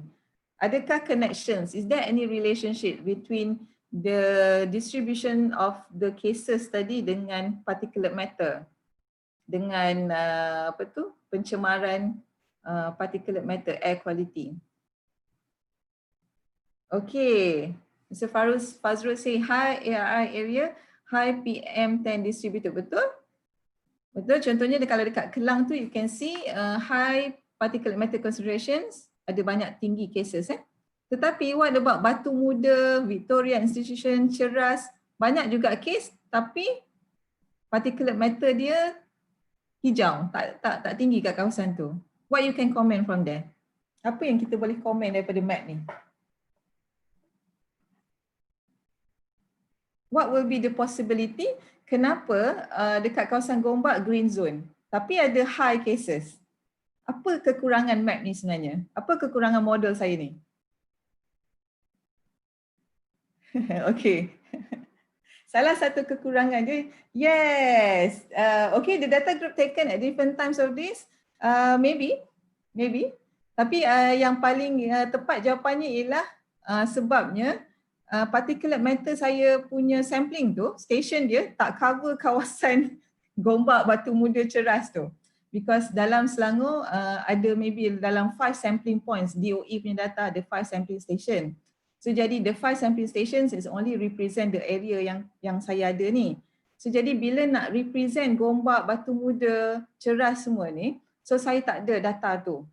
By right sebenarnya saya boleh minta request pada Jabatan Alam Sekitar, mungkin bahagian Pahang atau mungkin bahagian Kuala Lumpur, kan? So that because they have their own stations, so they can help me to interpolate ataupun to give the value of that area. So that barulah saya boleh kata untuk kawasan Batu Muda, Ceras, Gombak is also related to particulate matter. Tapi untuk kajian saya ni, saya tidak boleh menyatakan sedemikian because the data not representative enough to help me to say that kawasan dekat area Gombak, Batu Muda berkait dengan rapat dengan particulate matter. Saya hanya boleh kata di Kelang saja. Ataupun mungkin in a bit dekat kawasan PJ, di Kelang dan PJ. Tapi kawasan lain tak dapat nak buktikan lah. Because of that, kelemahannya ialah saya punya modeling tadi. Nampak tak? Bila you distribution dia tidak represent the area, it's very hard for us to prove that the relationship between the cases dengan the particulate matter tadi.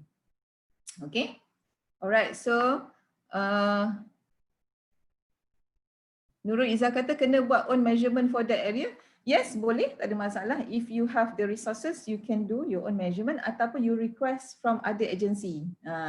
Ada agensi yang dekat dengan kawasan tu lah. Mungkin Batu Muda ni ada, maybe boleh minta daripada Jabatan Alam Sekitar Selangor ataupun mungkin, Jabatan Alam Sekitar Kuala Lumpur, atau mungkin boleh request from area Pahang ataupun yang berdekatan dengan dia lah. Mungkin dia ada station dia, sampling station dia sendiri. You can request secondary data or you can do your own measurement. But bear in mind, your own measurement tu adalah data the current one, kan? So jadi you tak boleh relate dengan ARR cases pada tahun 2009 contohnya. Cases you adalah 2009 tapi measurement you masa saya buat study ni mungkin 2014. So jadi dah tak connected. So that is another challenges lah kalau kita buat measurement, our own measurement data. So by right kita kena ambil juga data pada tahun yang sama lah.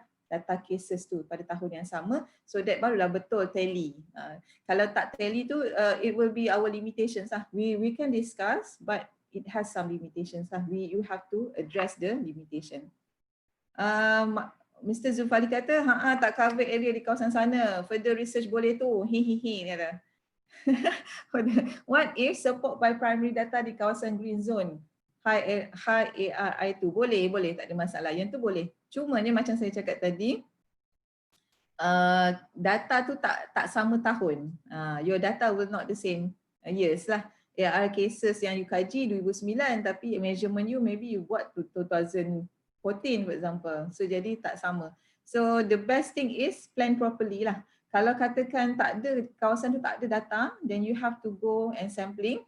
Make sure that you also have the disease cases untuk tahun itu so that you boleh check and balance lah. You can models, tak ada masalah. Untuk model tak ada masalah. Kita boleh modelkan apa-apa, cumanya kita kena tahu apa yang kita inputkan lah. Dr. Aidalina kata lah, gitu. Okay. Okay, alright. Betul lah tu. Okay, so this is kind of limitations lah bila kita buat GIS sampling tu tadi. That is why I said the distributions tu must be planned properly. So So kena plan properly. But interestingly, kami tak pergi pun buat ataupun kita tak do our own measurement. We just take secondary data. Interestingly, dengan secondary data pun you can create a beautiful map and prove there is a connections between one data to another. Okay, so sometimes kita tak perlu pun pergi ke kawasan tu, kita boleh gunakan je secondary data. Okay, the same thing happen here ialah leptospirosis dengan environmental factor. Yang ni geostatistical analysis sikit. Kita ada buat some hotspot analysis ataupun kita buat case cluster analysis. Hotspot analysis ni dia nak pinpoint kawasan mana yang paling banyak case dan kawasan mana yang betul-betul connected dengan temperature tadi. Contohnya for example objektif saya nak tengok leptospirosis cases connections dengan temperature. So jadi dia akan baca, dia akan buat some geostatistical analysis and dia akan pinpoint dekat kawasan mana yang hotspot area. So dalam kajian mapping ni, kalau you perasan, the hotspot analysis have determined kawasan di kawasan area-area Maran, Jerantut dan Temeloh di tengah-tengah center of Pahang tu adalah kawasan hotspot area untuk leptospirosis bila dia overlaykan dengan temperature. Maksudnya berdasarkan temperature lah. So di sebelah kanan pula berdasarkan rainfall pattern. So jadi from this analysis you can determine the hotspot area of your concern tadi. Sama ada you are concerned on disease, you are concerned on air pollution, you are concerned on air quality ke. So jadi dia boleh determine hotspot. Ini semua boleh dilakukan dalam GIS. Yang ini geostatistical analysis, dia advance sikit. Tapi advance pun tak susah sangat. Kita ada YouTube, we can just learn from YouTube. We can dia ada help button, they will give instruction apa nak klik. klik je. So GIS ni is a matter of klik lah. Okay, untuk occupational health research, contohnya lah saya bagi contoh kat sini adalah noise mapping. Yang paling senang, yang paling dekat adalah noise mapping salah satunya. Ini adalah contoh noise mapping yang dia buat, kalau yang belah kanan ni you tengok overall assessment of the sound environment. Dia buat mapping on the sound environment tu, ada 1, 2, 3 plot sampai 8 point, kemudian dia elaboratekan by the area.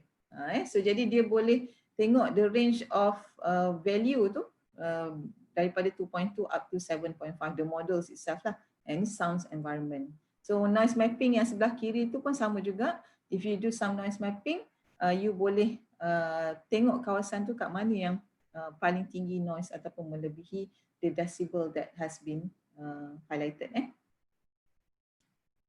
Untuk occupational health lagi, kita boleh juga buat potential risk ataupun risiko terhadap pekerja, risiko terhadap kesihatan dan sebagainya. Contohnya macam mapping ni ialah yang dot-dot tu adalah number of employees per enterprise. Maksudnya dia plotkan setiap enterprise or each of the organizations tu, they plot the numbers of workers there. Contohnya macam COVID cases sekarang is kita dah ada kluster pekerja. So it is nice if we can plot dekat kawasan industri ni yang mana yang paling banyak pekerja. So if you can identify numbers of employees per enterprise, so then you can identify also the risk.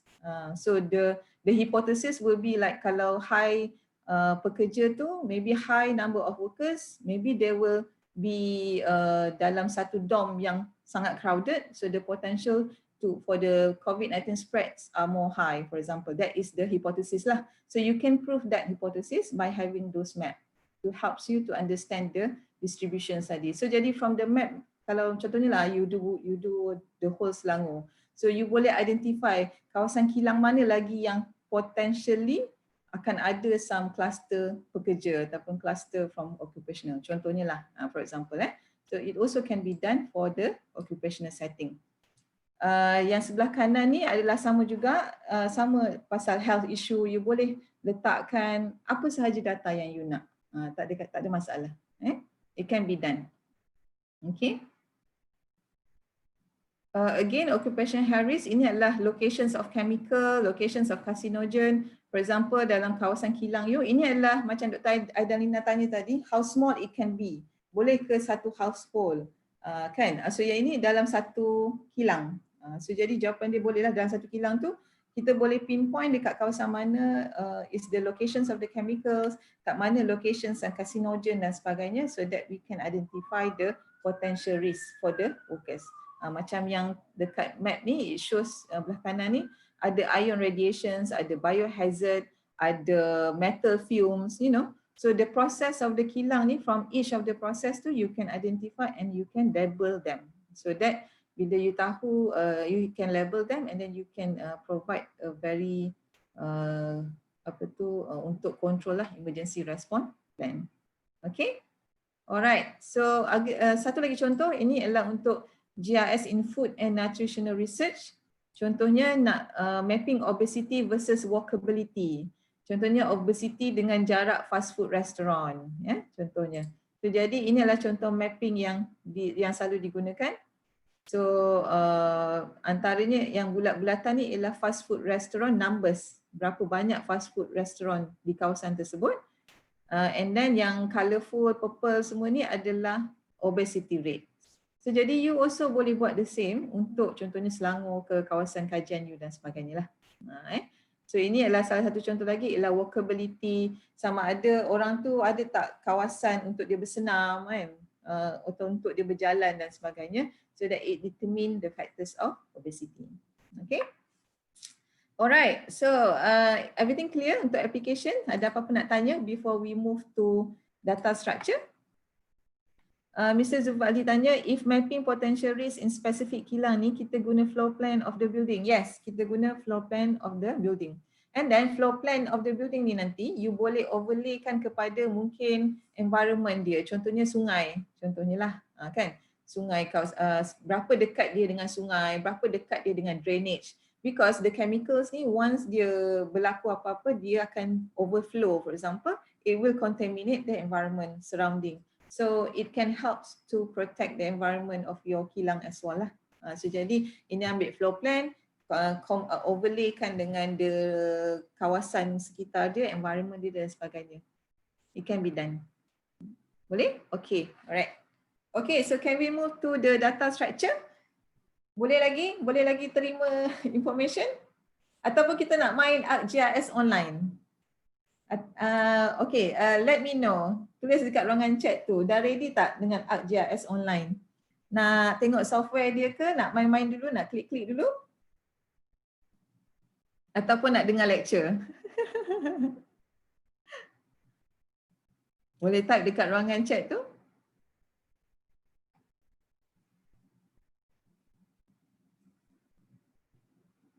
Lecture first. Okay, alright, okay. Okay, so kita sambung data structure. Okay, dalam ruangan chat tadi saya dah minta you letakkan research data you. So I think ramai rakan-rakan kita dah tunjukkan research data dia apa, sungai, ada public health dan sebagainya. So ini adalah contoh data-data yang dibaca, structure data yang dibaca dalam GIS. Kita selalu dengar spatial temporal data. Apakah itu spatial, apakah itu temporal? So spatial means refers to space, temporal means refers to times. So jadi contohnya bila you ada, you boleh tengok dalam keadaan lokasi dan juga masa. Contohnya saya bagi kat sini adalah daily concentrations of particulate matter. Dia plot by days dekat situ. So you boleh tengok the pergerakan ataupun the colours from red zone towards green zone by days, towards yellow zone by days. So jadi ini kita panggil spatial temporal lah, di mana ada space dan juga ada time. You also can use this kind of analysis untuk data health. For example, you nak tengok cases health tu dalam tahun ke tahun. Mungkin ada pertambahan case ataupun pengurangan case dan sebagainya. So that can be done. It describe the phenomenon in a certain location and time. Okay. Ada juga contohnya pollution. If you want to know the air quality data. Air quality data ni secondary data. So it's easy for you to plot it on the map dalam bentuk space dan juga time. Sebab dia memang secondary data yang you boleh dapatkan untuk setiap tahun dan sebagainya. So you can see the trend. So jadi it can be done. Okay, so saya nak tunjukkan lagi detail ialah data model and structures yang dibaca dalam GIS. adalah dalam bentuk field ataupun dalam bentuk discrete object. Apakah beza kedua-duanya? Kejap lagi kita tengok. Contohnya ini adalah kawasan lakeside di kampus kami di UEA, Norwich. So ini ini pandangan view dia, and this is from the aerial photo. So how this map can be read through dalam GIS? Okay, so this is how it's look like. Okay, so ini adalah the real data, the real mapping. Nampak tak cursor saya tu? I hope that nampak lah cursor saya tu, ke tak nampak? Tak berapa pandai guna zoom ni. Okay, so belah kiri sekali tu adalah Lake on UEA campus aerial photo. Okay, so belah kanan dia adalah field representations of Lake on UEA campus. Ini dalam bentuk field. Dalam bentuk objects pula adalah yang paling kanan sekali. Ini adalah contoh dalam bentuk of objects. Maksudnya dalam bentuk field ni dia akan baca dalam grid ataupun dalam bentuk pixel. Tapi bila dalam bentuk objek ni dia punya kalau if you notice the line is very smooth. So jadi ini adalah perbezaan how the GIS read the map. Okay, it can be dalam bentuk aerial photo, convert ke dalam bentuk field, dalam bentuk grid dan juga dalam bentuk objek. Okay. So dalam GIS dia akan baca map ni ataupun dia akan baca lake ni dalam bentuk raster, vector dan juga thin. Yang field ni ini adalah raster di mana dia ada pixel. Dan vector ni yang smooth. Dalam bentuk smooth ni adalah vector dan thin ni ialah kita panggil dia triangular irregular network. Triangulated irregular network ni ialah dalam bentuk tiga segi. Dia baca dalam bentuk tiga segi. Yang ni tak payah hafal ataupun tak payah tahu lah. Just a concept dalam GIS tu macam mana dia baca data kita. So selalunya kalau kita perasan, tengok tak vector ni, elevations ni, ini kalau dalam mapping yang kita beli from Jupam semua tu, dia dalam bentuk yang smooth lah. Yang itu kita panggil dia vector. Bila kita convertkan dalam bentuk gambar ataupun dalam bentuk image dalam GIS, dia akan baca sebagai raster. Sebabnya GIS baca box-box kecil ni, dia ada setiap tu ada value dia. Termasuklah juga TIN ataupun Triangulated Irregular Network. Okay? Alright. So these are the example macam mana nak buat raster representation. Ini adalah the original map dalam A. Bila kita convert pada GIS, dia akan bentuk regular grid cells. Maksudnya setiap color tu, setiap macam woodland, water ni, dia akan divide them by grid cell, kotak-kotak. Dan dalam GIS, dia assign the value. Setiap kotak tu ada value yang tersendiri yang differentiates between the grass and the woodland and also the water. For example, here on the C map tu, if you can see, the grass is labeled as 1, coding dia. Woodland is labeled as 2, and river water tu is labeled as 3. This is how the GIS read through the maps. Okay, so macam mana kita nak key in the maps, the GIS map tu untuk polygon ni sebenarnya adalah setiap titik-titik dot ni adalah koordinat. Ini adalah contoh value koordinat yang saya tunjukkan sekarang ni. Sekejap. Okay. Lagi sekali. Kalau you perasan ada dot-dot kuning tu, itu adalah koordinat yang dalam bentuk XY location. So setiap polygon ni representnya by beribu-ribu dot lah. Beribu-ribu koordinat. Depends lah how big it is. Kalau dia small, dia sikit lah. So ini adalah X dan Y coordinates. So jadi dalam GIS tu dia akan baca dan dia akan featureskan setiap gambar kita tu. Kalau woodland semua tu, dia akan shapekan dia by type, by coding. Contohnya dekat sini dia dah codingkan kalau woodland yang ini untuk nombor 1 features dia adalah 1 sebagai, dia baca sebagai 2 dan sebagainya. So dia ada features ID and code ID. Features ID ni setiap polygon ni lah, maksudnya satu bentuk ni satu feature ID. Yang ini nanti kan hijau, yang nombor 2 ni kan satu feature ID lagi. Nombor 3 pun satu feature ID. So jadi setiap tu dia baca sebegitu. And that is why dalam GIS pentingnya ada koordinat. Okay, alright. So ini adalah salah satu contoh raster pada resolusi yang berbeza. Satu yang A ni adalah gambar resolutions at 5 meter and B adalah gambar pada 10 meter. So gambar dia sama je. So apa sebenarnya yang berbeza? Apa yang you boleh detect? Apa masalah pada map A dan B ni? Boleh type dekat ruangan chat tu. Ada sesiapa perasan tak?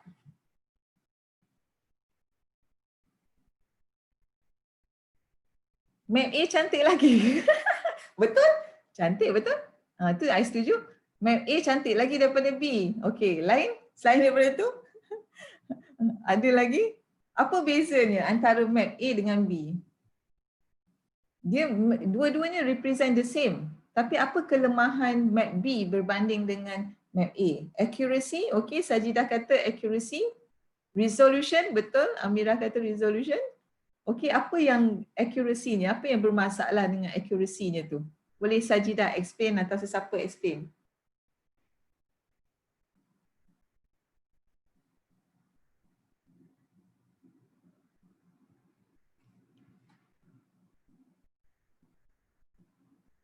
Okey, boleh? Okey. Kalau kita tengok dekat dua-dua map ni, resolusi sangat penting. Okey, kalau yang 10 meter tak portray real world. Okey, betul? Nurul Izzah kata cell distribution is smaller, more accurate. Okey, betul. Semua betul. Pandai dah. Pandai semua dah tanya dah. Okay, alright. So what is the difference between A and B ni? Masalah dia ialah nampak tak connecting between river dengan this grass. Hijau cair ni adalah grass, biru ni adalah river ataupun water. So kalau map rasterized at 5 meter resolutions, there is a gap between the water and also the grass. Tapi bila dekat map B ni, it simply says that there is no gap at all. Macam tak ada langsung gap antara water dengan grass tu. Dia bersambung pula grass tu dengan woodland yang hijau pekat ni. So these are problem with accuracy lah ataupun ketepatan data. So jadi kita akan ada masalah lah bila kita modelskan kita punya maps tu pada rasterized ataupun pada resolutions yang tak berapa tepat, it will mengganggu ataupun it will create some error in our analysis. So that this must be very, bila kita nak compute tu kita kena tengok betul-betul what kind of resolutions that we want to work with. Lagi bagus pada resolusi yang kecil. 5 meter resolution is better lah compared to 10 meter resolution because of that error tadi. Bila ada, contohnya tak ada gap. Bila tak ada gap ni nanti maybe lah contohnya you nak buat pembangunan kan.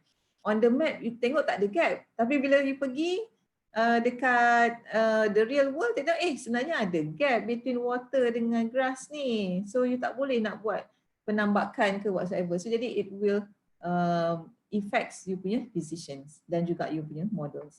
So itu antara kelemahan dalam GIS yang kita kena address lah. Okay, so far okay ke? Boleh follow? Laju sangat tak? I hope tak laju sangat. Okay, alright. Okay, thank you very much. Okay, so tadi saya ada cakap pasal geographic coordinate system kan? Ataupun coordinate system. Boleh, so far so good. Okay, thank you Widat. Thank you Amirul.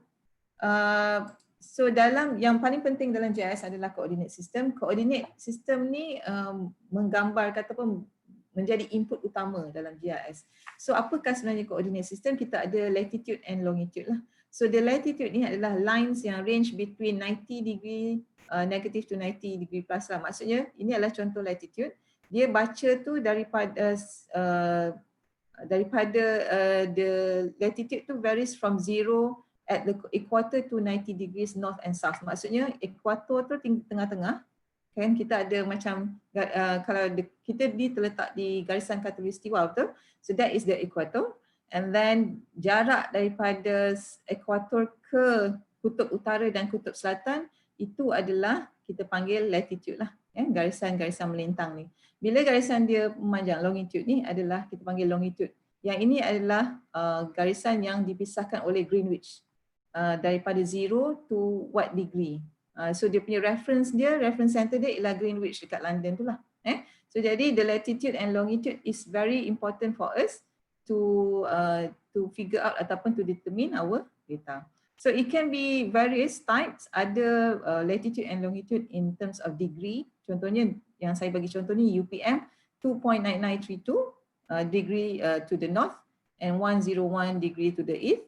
Ataupun dalam bentuk point, decimal point saja terus macam ni 2.97 and 101.71 ataupun dalam bentuk degree, decimal dan minutes. Dalam bentuk X ni 40 degree 42 minutes and 51 seconds contohnya. So these are ketiga-tiganya boleh dibaca melalui GIS, tetapi untuk compute dia ke dalam sistem kita gunakan decimal point. So you have to convert lah if you have this coordinate.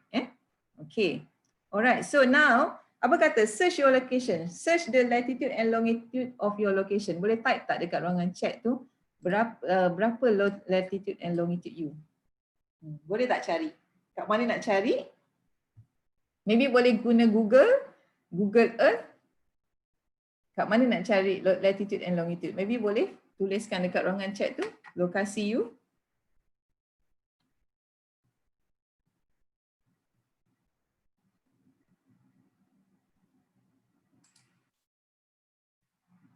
Contohnya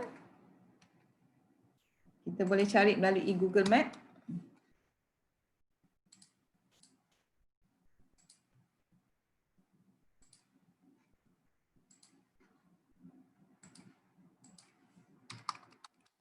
Boleh cari untuk saya berapakah you all punya longitude and latitude. Contohnya saya cari UPM. Okey. Dekat situ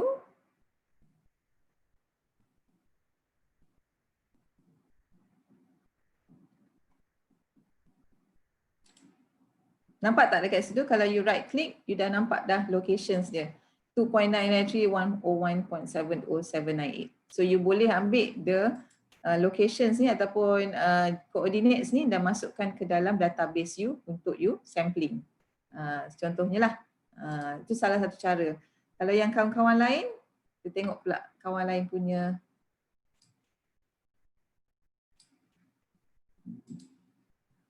Okey, dah ada dah. Dr. Adelina 2.78. Okey, betul. Sama kita Dr. Adelina kat rumah ke? Okey, Amirul 2.99, 101. Okey. Kenapa I punya tak ada N and E? Sama je. Latitude and longitude dia tu sama je. N dengan E tu. Yang satu tu N, satu tu E. Amira 3.08. Ini latitude lah. Selalunya latitude ni dia value dia between 0 to 90 sekali lah. So jadi selalunya dia akan 2.7, 3 point something. Dan longitude kita tu sebab kita kat Malaysia ni ada 101 lah. So dia start daripada 101, 102 dan sebagainya. Because that one is longitude. Okay. Amira syukur dah. Lagi siapa? Ada sesiapa lagi yang nak letakkan lokasi dia? Jangan takut. I tak search you. Mr. Fazli 2.699. Ini dekat mana ni? Dekat Bangi ke apa? Bukan Kak Aida dekat UPM ke dekat Bangi, kat rumah? Seremban. Okey, Mrs. Fadli kat Seremban. Kak Aida kat Shah Alam. Okey, alright. Okay, thank you very much. Okay, thank you very much for stay with me. Itu contoh lah contoh latitude and longitude. Ya, kita share balik slide. Nampak slide Okay, so sekarang katakanlah you tak ada koordinat. Okay, macam mana kita nak cari koordinat kalau kita tak ada koordinat? Okay, so ini adalah salah satu cara simple yang kita boleh gunakan. Salah satunya ialah kita gunakan awesome table, geocode with awesome table. So yang ini nanti you boleh baca, dia punya step by step dia. Tapi I will show you, saya akan tunjukkan macam mana kita boleh connecting saja daripada kita punya spreadsheet and dia akan boleh buat magic and geocode. Are you ready, guys? I hope that you are ready.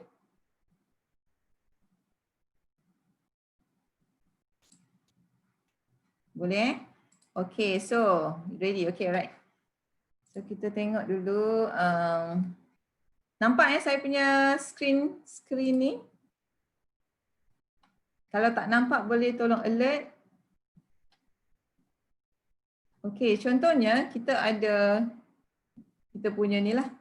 Kita try, kita kena gunakan sheet. Okay, kita pergi dekat sheet ni, klikkan dia. Kita akan guna spreadsheet lah. Okay, Contohnya saya ada satu spreadsheet hospital Selangor.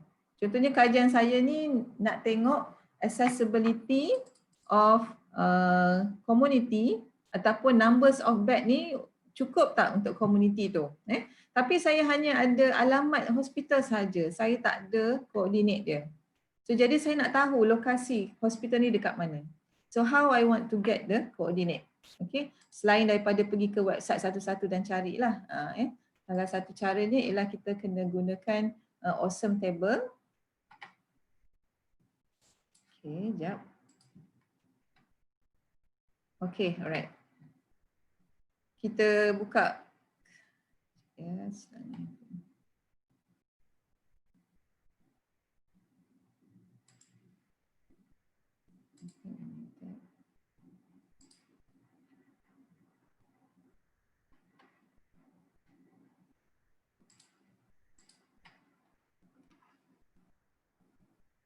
Okay, ini adalah data saya tadi. So, kita kena add in awesome table ke dalam kita punya spreadsheet. Baru kita boleh buat. Sekejap, I'm searching for it. Disability setting. Ya. Kenapa tak boleh?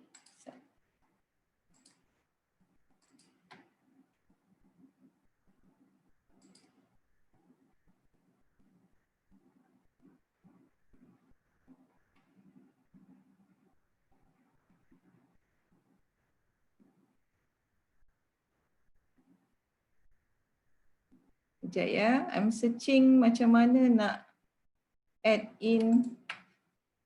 Okay, tak apa Kak, kejap ya. Kita tengok video.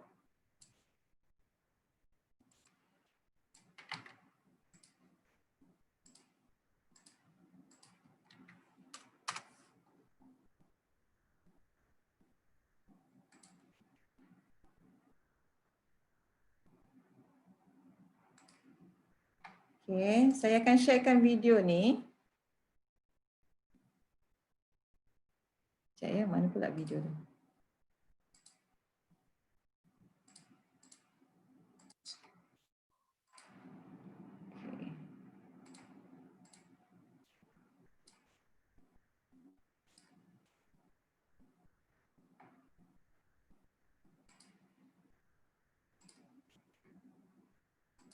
Physical address to latitude and longitude coordinates that can then be imported. Hi, this is Steve Graves with the CSUN Geography Department. This video tutorial is to help students learn to use a publicly available geocoding service to convert addresses from physical address to latitude and longitude coordinates that can then be imported into a mapping program like ArcMap and converted into points on a map. The first thing to do is to get a list of addresses. So I'm going to type in LA County Health Department restaurant guides and bring in the retail food inspections. This should land us on this page. It may look different over the years, but essentially you're looking for the facility ratings list. I'll click here, and this takes a moment, but a list of all of the restaurants in or all of the food places in Los Angeles appears. We're going to narrow this down just to the those in the zip code 91324, which is near campus. I'm going to click search after that, and here are all of the well, everything that the Environmental Health Department has inspected. And I think if we want to narrow that, we just click on restaurants and markets. So here we have a list of addresses, and what we're going to do is to, I think we'll just copy and paste this over into a Google spreadsheet. I'm going to launch a separate browser window, and I will type in Google Sheets. There are multiple ways of getting sheets. Notice that I'm logged in. It has my picture over here. I want a blank spreadsheet. What we need next is an add-on to help us geocode. So click Add-on and click Get Add-ons. And the one that we're looking for is for geocoding by Awesome Table. This is it. Click Free. And of course, Google's going to want to know a bunch of stuff about us. If you are uncomfortable with this, then there are other ways of geocoding, but this is one of the best ones.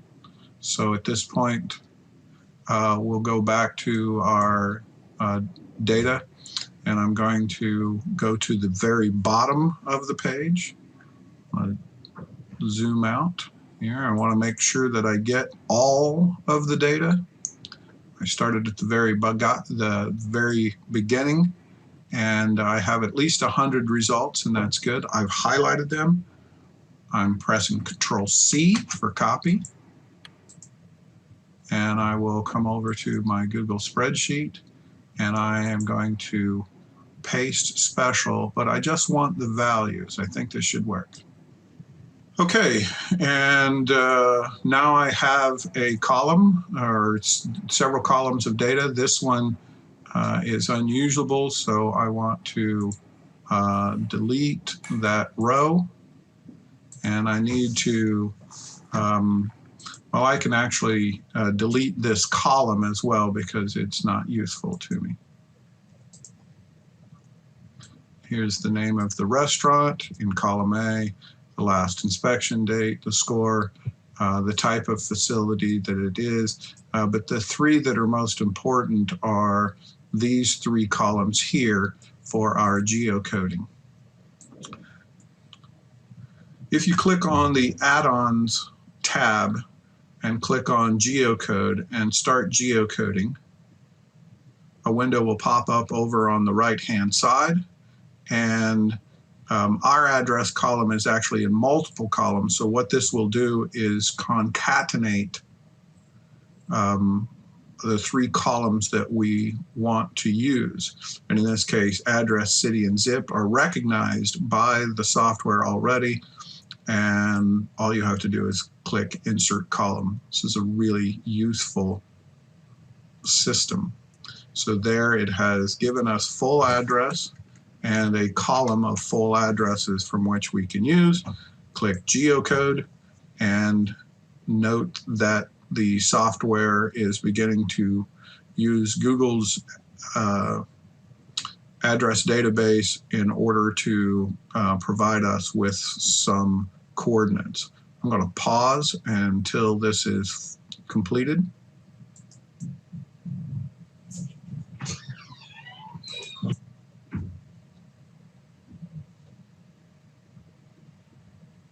All right, you note that several things have happened. All 100 addresses have been geocoded. And for our purposes, this is all we need to do with this spreadsheet. You want to give it a title, probably before you leave, something to the effect of Northbridge restaurants or something like that. You can also click this Create Map, and it does a interesting little thing on your behalf. Watch it run here for a moment.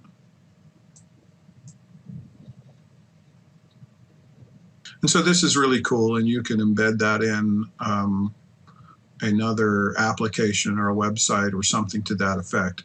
But that is not our purpose today. Rather, I'm going to close that map window, and what I want to do is to file and download this as an Excel file that can be opened in not only Excel, but in ArcMap.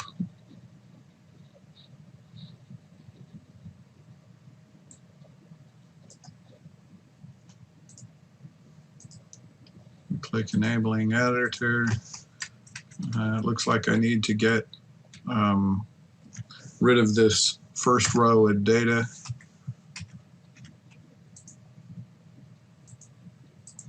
And what is most important is that I have latitude and longitude coordinates available to me that I can use in ArcMap. Next thing I'm going to do is open ArcMap, which I have down here on my toolbar.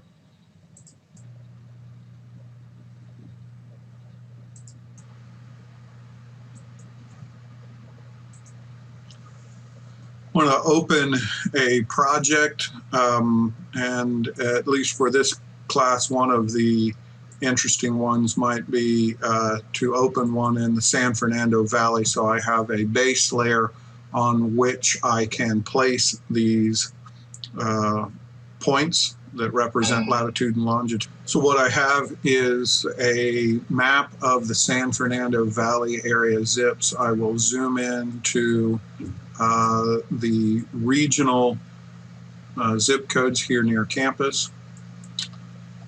I need to go back over to Excel and make sure that I'm saving this somewhere where I can find it. I'll put it on my C maps directory. It's just called, I'm going to call it Northridge Restaurant. Misspelled, that's okay. But the most important thing is that it has no spaces in the name. I'll close this, and I must close it. Back over here in the map window, I need to add a layer.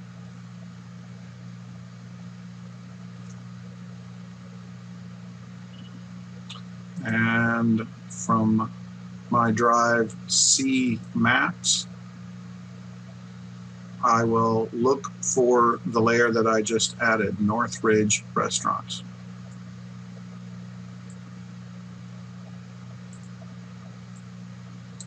Add. It's only in sheet 1. I want to add that. It's nice to rename sheet 1, but we don't need to. I'm right-clicking on that layer, sheet 1. I want to display XY data. It recognizes latitude and longitude already, and this is the coordinate system that it is using. It seems to recognize it. If it doesn't, you want to click on the edit button and make sure you are looking in the geographic coordinate systems list under the world systems folder and select WGS 1984. That's what Google uses exclusively. Click OK, and click OK, and click OK. And there is the list of addresses that have a 91324 address displayed.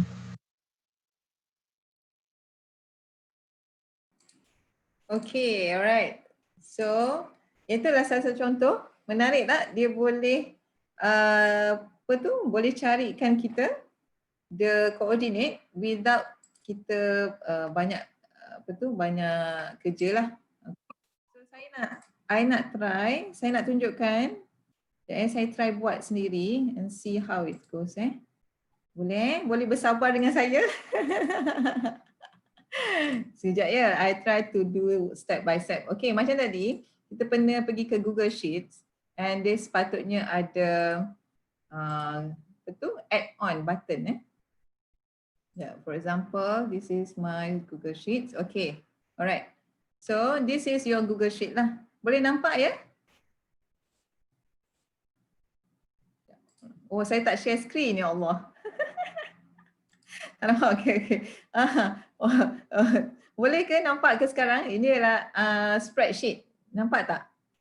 Sorry, tadi saya tak share screen. Sekarang nampak ke? Nampak dah. Okay, alright. Okay. So, ni lah add-on dia. Okay, add-on button dia. You can just add on. Macam saya dah ada geocode by awesome table tadi.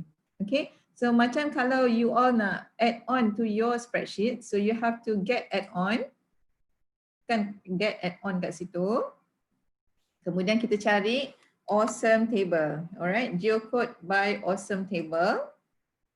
And then yang ini sebab saya dah install, jadi dia tulis install lah. So jadi you just click that one and then just install it to your spreadsheet, Google Sheet tadi. Bila dia dah install ke dalam sheet anda, bila you pergi je dekat spreadsheet you tu, dia akan keluar macam ni, geocode by awesome table. Okay, boleh follow? Alright, boleh? Yang tu kita kena add on dahulu ke dalam spreadsheet kita.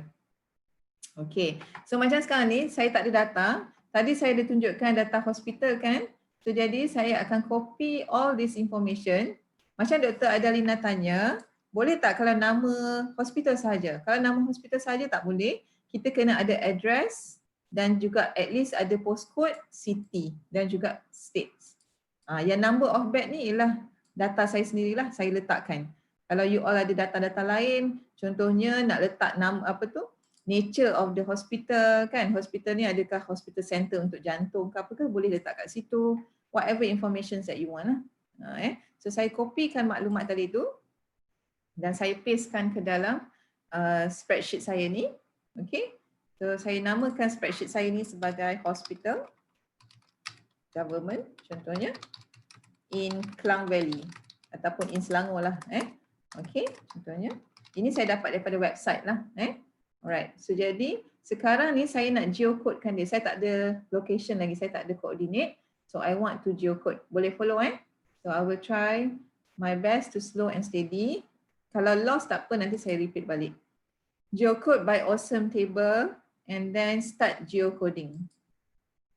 Okay, bila dia start geocoding, dia akan keluar satu apa benda ni, icon kat sini.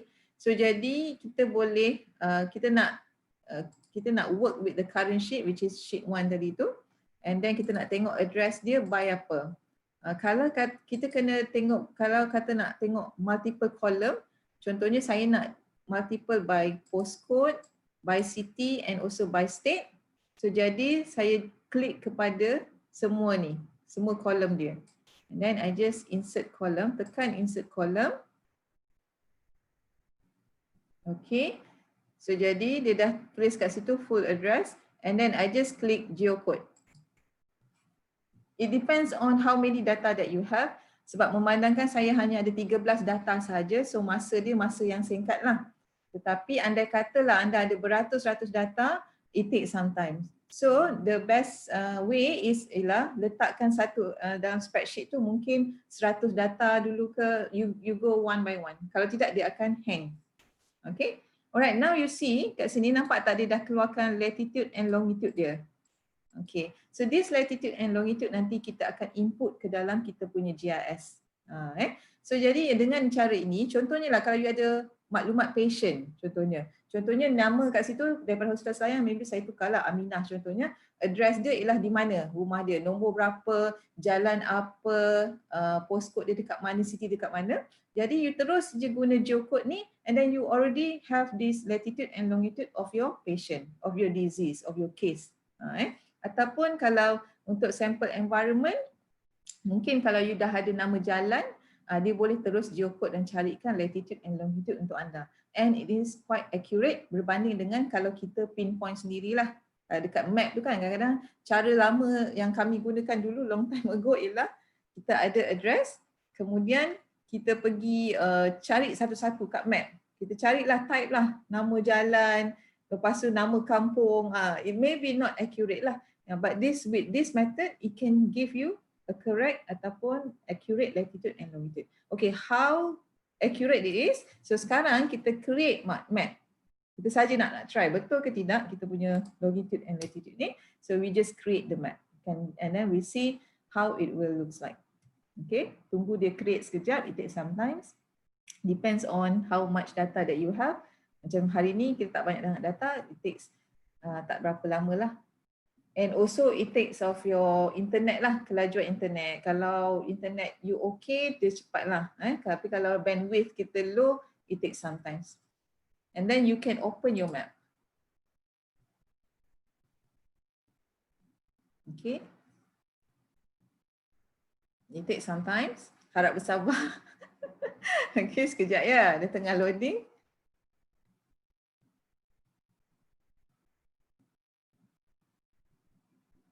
Okay, Chun. Alright, nampak tak kat situ?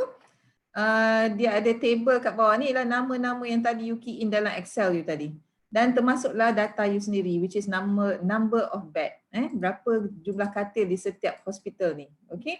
Kemudian dia plotkan dekat setiap ni. Dia bagi dekat setiap, dekat map ni dah ada dah. So contohnya you nak tengok hospital Tanjung Karang. So dia pinpoint, ni dah hospital Tanjung Karang. And then you nak tengok by apa. You boleh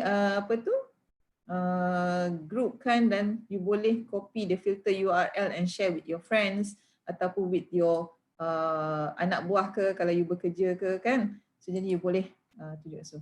Ataupun you boleh tukarkan kat sini, you boleh cari, you boleh klik dan you boleh tahu lokasi dia dan sebagainya lah. So ini adalah contoh, salah satu contoh cara paling mudah untuk kita geocode kan, sama ada alamat patient, case kita, disease kita, sampling point kita or whatsoever lah, menggunakan teknik geocode with spreadsheets. Okay ke? Senang tak? Rasa boleh buat? Boleh type dekat ruangan chat tu, is it okay for you? Nampak magic dia tak? Ke saya je yang nampak magic? Okay. Adakah magic terhasil? InsyaAllah boleh Doktor. Okay Bali. Adakah ianya magic? Tak magic sangatlah. Oh magic Amirah Syakur. Memang awesome lah table ni. Yes, sebab itulah nama dia awesome table. Sebab dia senang sangat guna. Sebenarnya ada lagi table-table lain, cara lain pun ada. Menggunakan table yang lain lah. Tapi yang ni yang saya paling suka, nama dia ialah awesome table. Sebab dia memang awesome. Saya tak payah cari, tak payah susah-susah. So kita dah ada koordinat. Alright, okay, so nampak koordinat dia. Sekarang dia dah bagi latitude and longitude. Senang kan? Kalau contohnya kita ada patient, alamat patient je yang kita ada. Selalunya masalahnya bila kita buat patient lah. Contohnya kami ada masalah dengan ARI cases dulu. Yang kajian yang saya buat sebelum yang saya share dengan anda tadi tu, yang Siti Rahmah 2014 tu, kami ada lebih kurang 25,000 patient.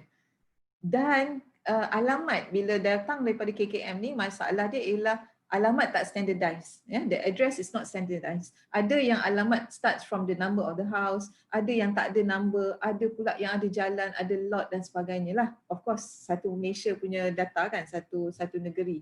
So jadi, what we have to do ialah kami terpaksa trace one by one. Tapi bukanlah 25,000 tu tak ada longitude and latitude. Ada kebanyakannya senang nak cari. Tetapi ada until I think 1/3 of the data we have to find out ataupun we have to double check, because sometimes bila kita plot tiba-tiba dia pergi ke sungai. Takkan rumah patient kat sungai kan? So we have to double check. So with this awesome table ni tadi, it helps us a lot. And then it helps my student as well. The current student, we are doing these TB cases, tuberculosis. So we just have this address of the patient and then the geocode help us to figure out dekat mana location of this patient, and then we can get the latitude and longitude and straight away letakkan ke dalam map. Okay, alright, yang itu dalam bentuk map yang online lah, online based. So sekarang kita nak tengok macam mana dia convert kepada GIS. Okay, Amirah tanya, usually bila geocode tak jadi, ada turutan ke yang kena ikut sebelum merge column? Tak ada. Tak ada, tapi kena susun lah. Maksudnya address tu it start with the number of the house perhaps, kan? Number of the house, jalan. Mesti kalau tak jadi tu, there is a potential postcode tak ada ataupun postcode tak kena dan juga tak ada alamat city or states. Dia akan lari sikit lah. So if you can provide all the details, at least lah postcode tu kena ada, number of house and jalan tu kena ada. So dia boleh cari between that awesome table tu. So bila tadi macam tadi tu, bila address column tu you kena pilih lah. Pilih postcode, city, maksudnya you click to all of that. Barulah dia dapat jadi nicely. So number of house is mandatory tak? Number of house is not mandatory. Tetapi kalau ada, alhamdulillah lagi cantik lah. Lagi tepat lah you punya latitude and longitude. Kalau tak ada, it's okay. Dapat nama jalan pun okay. Sebab dia akan codingkan by the names of the jalan tadi tu pun dah cukup. Depends on your research lah. Kalau memang research you nak patient tu memang by house. Contohnya denggi kan. Denggi kenalah by house. So jadi memang kena ada nombor rumah, jalan dan sebagainya. Tapi kalau macam certain cases yang tak perlu, tak nama jalan pun dah okay. It depends on your data. Selalunya kalau kita ni, kita cuba dapatkan as detail as possible. Nama lot ke, at least nombor lot ke, apa-apalah yang boleh referring so that dia boleh baca untuk you. Harapnya it helps Dr. Amirah nanti dekat IMR. Boleh ke Doktor? Okay ke? Am I answering your question? Okay, insyaAllah. Okay. So number of house is depends on you. Tapi kalau boleh ada, Alhamdulillah lagi baguslah. Alright. Okay, Chun. Okay, now sekarang ni saya nak tunjukkan macam mana bila kita dah ada data ni, macam mana nak masukkan dalam GIS dalam mapping. Boleh saya tunjukkan sekejap sebelum kita have a break lunch nanti? Boleh? Kita tunjukkan sikit saja. Lepas tu nanti kita akan buat demo. Bila petang kan kita akan main ArcGIS online and ArcGIS Pro. Okay, alright. So, ready? Everyone is ready? Harapnya ready lah. Okay, boleh follow? Nampak tak screen saya sekarang? I'm sharing this ArcGIS desktop.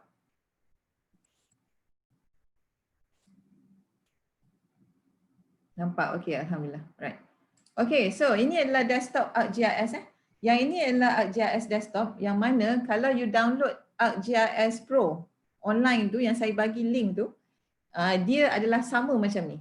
Dia adalah sama macam desktop saya sekarang ni. Okay, so jadi kalau if possible you can download and you use that one pada mereka yang tak ada ArcGIS desktop. But that one dia ada limit lah, 22 days saja boleh guna. If you want, if you love it, you can just beli the license. Okay, so this is how it look like dalam desktop GIS. So ini adalah tempat kita nak letakkan map. Ini adalah layers, apakah map-map kita yang kita nak letakkan dan kita akan analyze within this software lah. Okay, contohnya for example, kalau you perasan dalam Google Drive yang saya attachkan kepada anda, kita ada data Selangor, negeri Selangor, kita ada data data Semenanjung Malaysia, boundary. So sekarang kita cuba tengok kalau dekat dekat dalam you punya Google Drive tu, you boleh just upload download dari situ.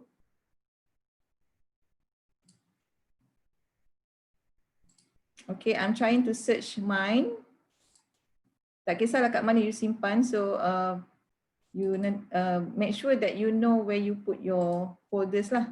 Okay. Ini adalah contoh data catalog. So di sini dia akan tunjukkan semua database apa yang you ada. Contohnya macam kalau saya simpan ni dalam satu folder.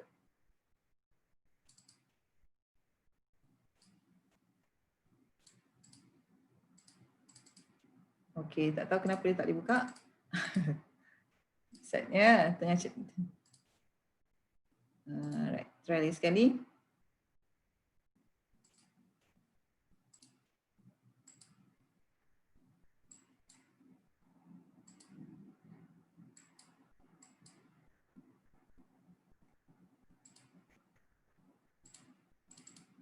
Okey, kalau tak boleh tak apa.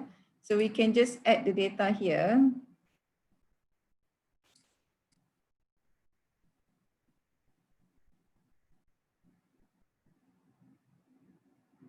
Depends on kelajuan komputer kita lah. Kalau komputer kita laju, Alhamdulillah dia akan cepat lah.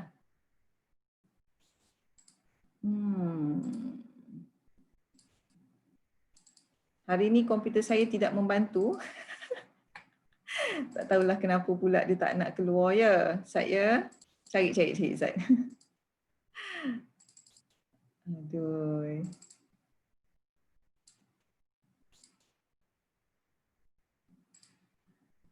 Take your time. Okay, alright. Bye. Dr. Adina kata take your time. Okay.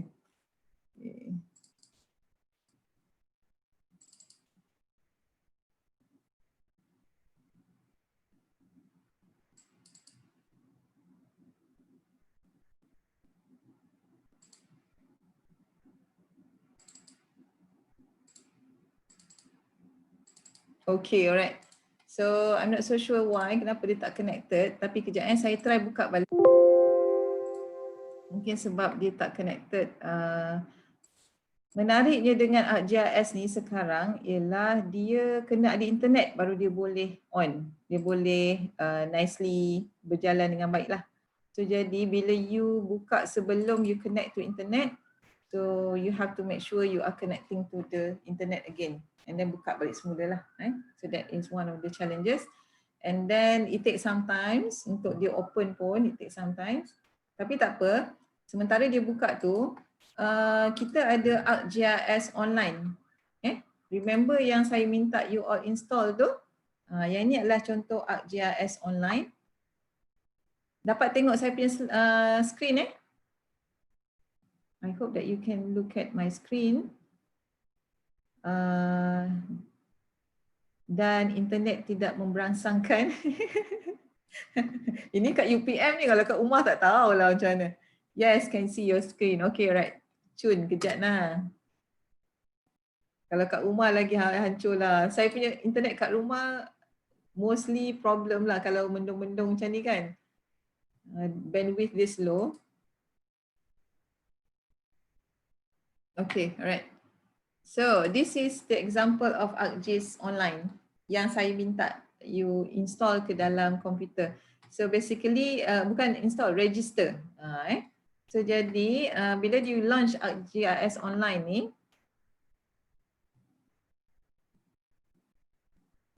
okay, so dekat sini kita boleh buat pelbagai, ada field operation apps, try ArcGIS app, try ArcGIS Pro, yang ini yang sama macam ArcGIS desktop lah, ataupun make maps in ArcGIS online. So if you click to make maps in ArcGIS online ni, dia akan keluar mapping yang dah ada secara online.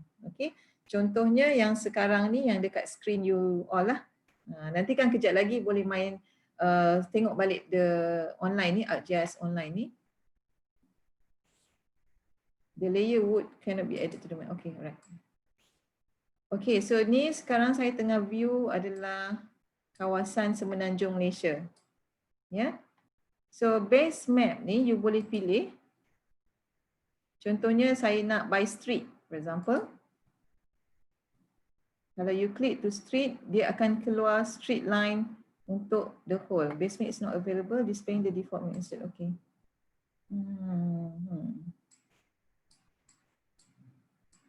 Kejap There must be something wrong with the internet connection ataupun with the line. Kita refresh balik sekejap. Okay. So yang ni adalah my account. Kalau bila you on you register as ArcGIS online ni, nanti you akan ada your own account lah. So you can just set up your setting dan sebagainya. Dekat sini adalah home dia yang tadi kejap lagi kita nak tengok. Gallery ialah map yang you simpan, and then map yang you ada dalam simpanan you. And then the groups means that you boleh share the content with other expert ataupun other friends. Okay, so you click to the home. Okay, okay, ini adalah just click here. You click to the map tadi untuk dapatkan balik dia punya map ni. Okay dah, dia dah okay dah. Dah keluar dah. Kadang-kadang internet down pun ada masalah juga sebab dia ni based online, so it depends highly on the internet. So apa yang nampak ni ialah hill shape view ataupun dalam bentuk topografi of our country lah. Sebenarnya this is for the whole world lah. Kalau nak buat analisis untuk negara lain pun boleh, tak ada masalah. Okay. Alright, so base map, katakanlah kita nak tengok by street. Tekan saja base map ni and then click streets. If you want to look at nama jalan in details dan sebagainya. Okay, now ini adalah bentuk map yang dalam bentuk street. So jadi kita dah tak payah susah-susah dah nak create our own maps of the street tu. Kalau you tengok kat sini, dia dah go detail by, ini adalah taman-taman perumahan, nampak tak? Taman Puchong Permata 1, 2, ini adalah rumah-rumah, jalan dan sebagainya. this is lebuh raya, jalan utama dan sebagainya. So you can actually use this map for your research. You can extract pun the information from here and use it. You boleh add in, katakanlah you nak add in topografi ataupun jumlah penduduk. You ada layer jumlah penduduk, you search saja the layer ataupun you boleh add in the layer from web ataupun from file. So jadi kat sini you boleh just add in, contohnya tadi data hospital, you boleh add in saja dekat sini, tak ada masalah. So you can play around with the map. Yang ni ialah online base. Kalau you tak nak street, you nak benda lain pun boleh, you can go by the topography.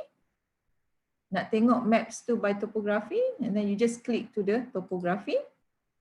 Best map cannot be open, okay, alright, tak apa. Imagery, maybe kita nak tengok by image. Nak tengok by satellite image, kita tengok, try Okay, this is how it look like by imagery. So yang tadi tu kita tengok by street, yang ini by image. Okay, katakanlah you nak change to other things pun boleh, ada banyak kat sini. Open street map, okay, contohnya, ataupun community map. Community map dengan open street maps ni is basically adalah contribution of others, macam orang personal atau individu, dia detailkan information dalam map tu and then you can see, you boleh tengok in detail lah. Contohnya taman perumahan, macam ni dia lebih detail, Taman Sarjana Puchong. So ini adalah community map. So jadi you boleh extract sahaja information from here and then you can analyze your own data. Okay, ini adalah ArcGIS online. You can save your file, save as for example. Bila you klik, dan katakanlah sini you boleh rename dia balik. And then you can save dalam folder you. You must provide at least one tag. Okay, tag ni untuk help people, other people, because this is online. So it helps others people to find out the map. Okay. So bila you dah save, kan, nanti you boleh tengok balik dekat map yang you savekan tadi, and then you boleh create presentation pun using this map. So boleh create presentations, you boleh create new maps dan sebagainya. Alright. So contohnya home, kalau you pergi dekat gallery, ya.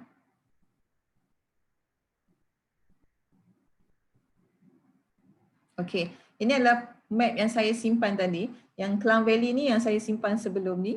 So ini adalah map yang saya simpan tadi, Puchong.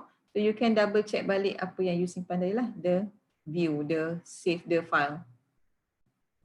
Alright. Dah keluar dah.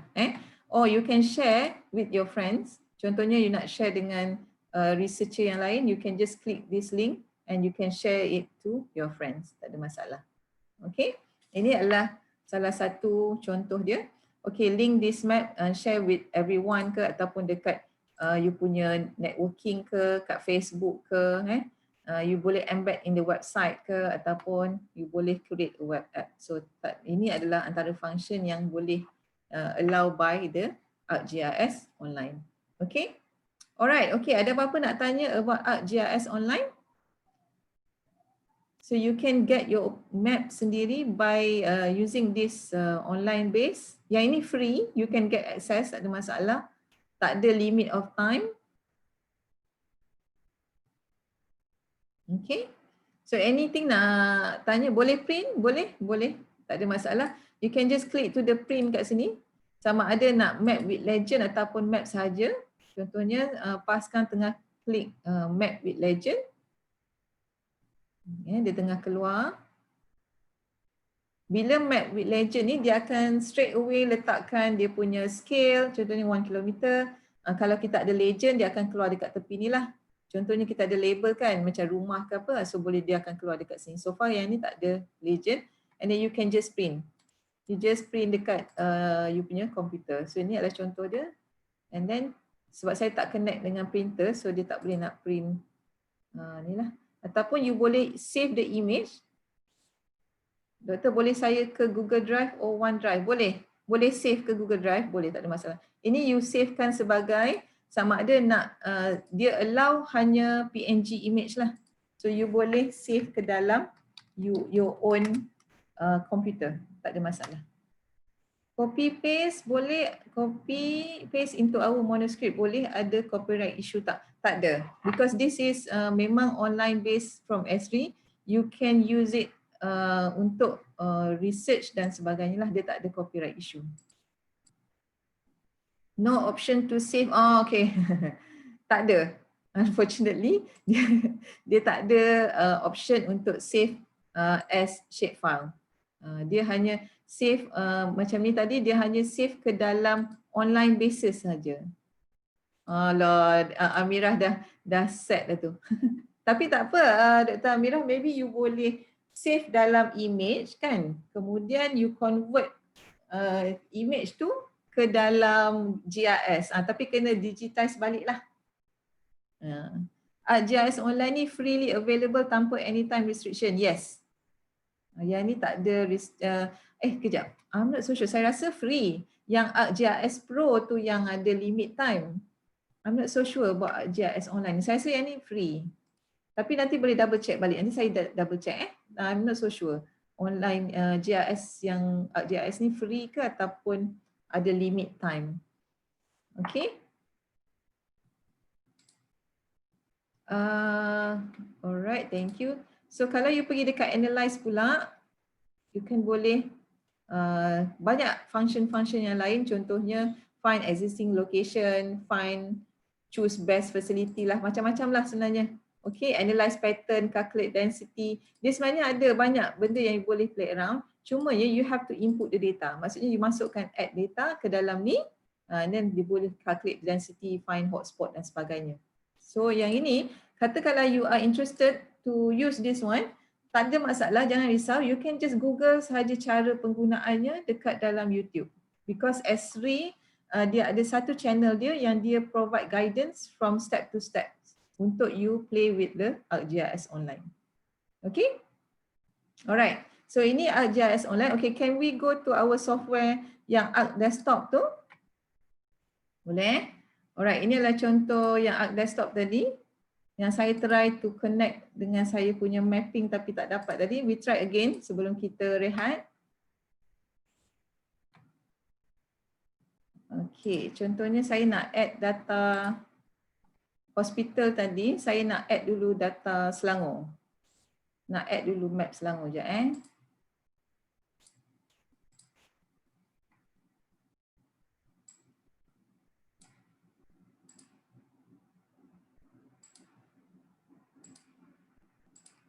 Oh my god. Doesn't help lah. Okay, tak apa. I try again kejap. Dia tak mau connect. Maybe komputer saya masalah sikit. Sekejap ya.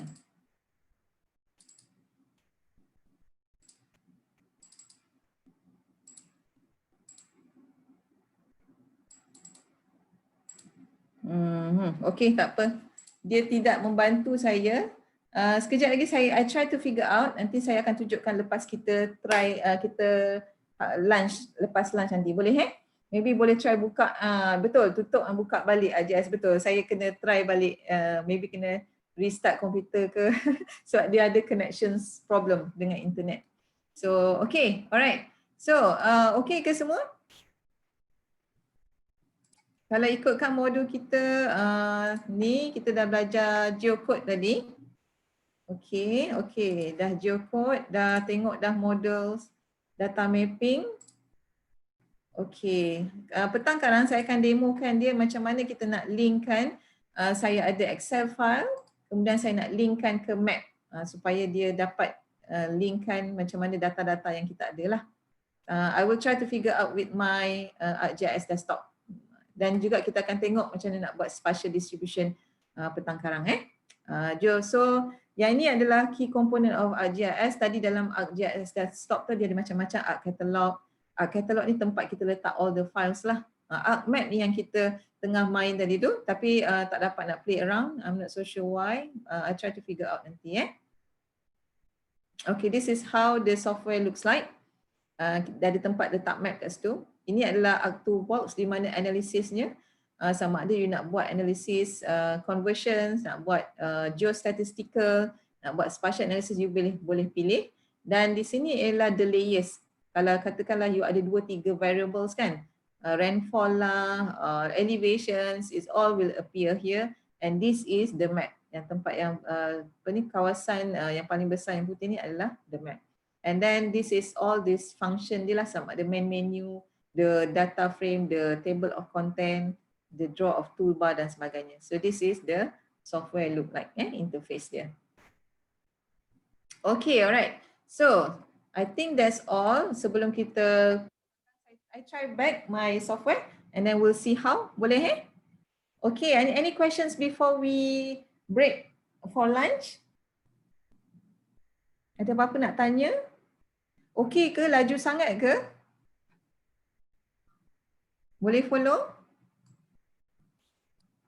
Will there be any hands-on exercise? Sepatutnya kita ada ArcGIS Pro tu, tapi install dulu ArcGIS Pro. Nanti kita akan tengok petangkan kalau boleh lah. Sebab tak semua komputer boleh install. So try dulu. Kalau tak boleh kita akan, you boleh hands-on on Geocode tadi. Dan juga kita akan tengok, saya akan displaykan macam mana nak buat. Saya akan demokan untuk anda. Nanti mungkin later you can go by your own. Boleh Dr. Amira?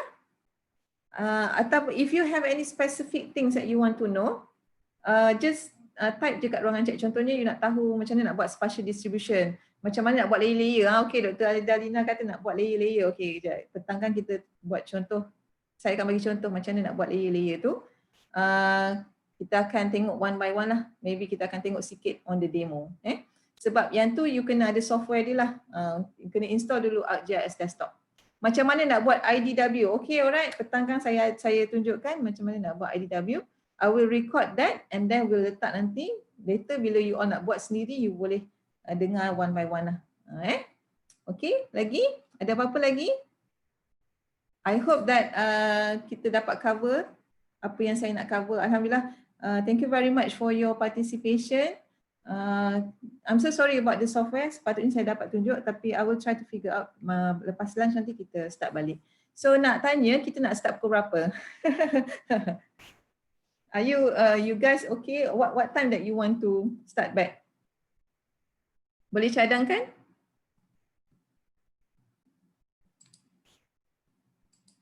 Kalau ikutkan jadual is pukul 2. Is it okay? Ke lambat sangat? Okay, pukul 2 okay? 1:30 possible. Zohor pun awal. Okay. Everyone macam mana? 1:30 boleh? Ke nak pukul 2? 2. Okay, 2. Amirul 2. Aidalina 2 please. Okay. Encik Zulfadli kita pukul 2 ya. Ramai pukul 2. Okay, alright.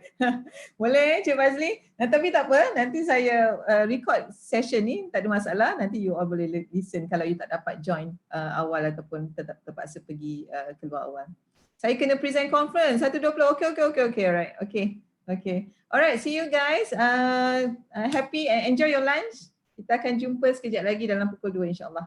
Thank you very much. Assalamualaikum.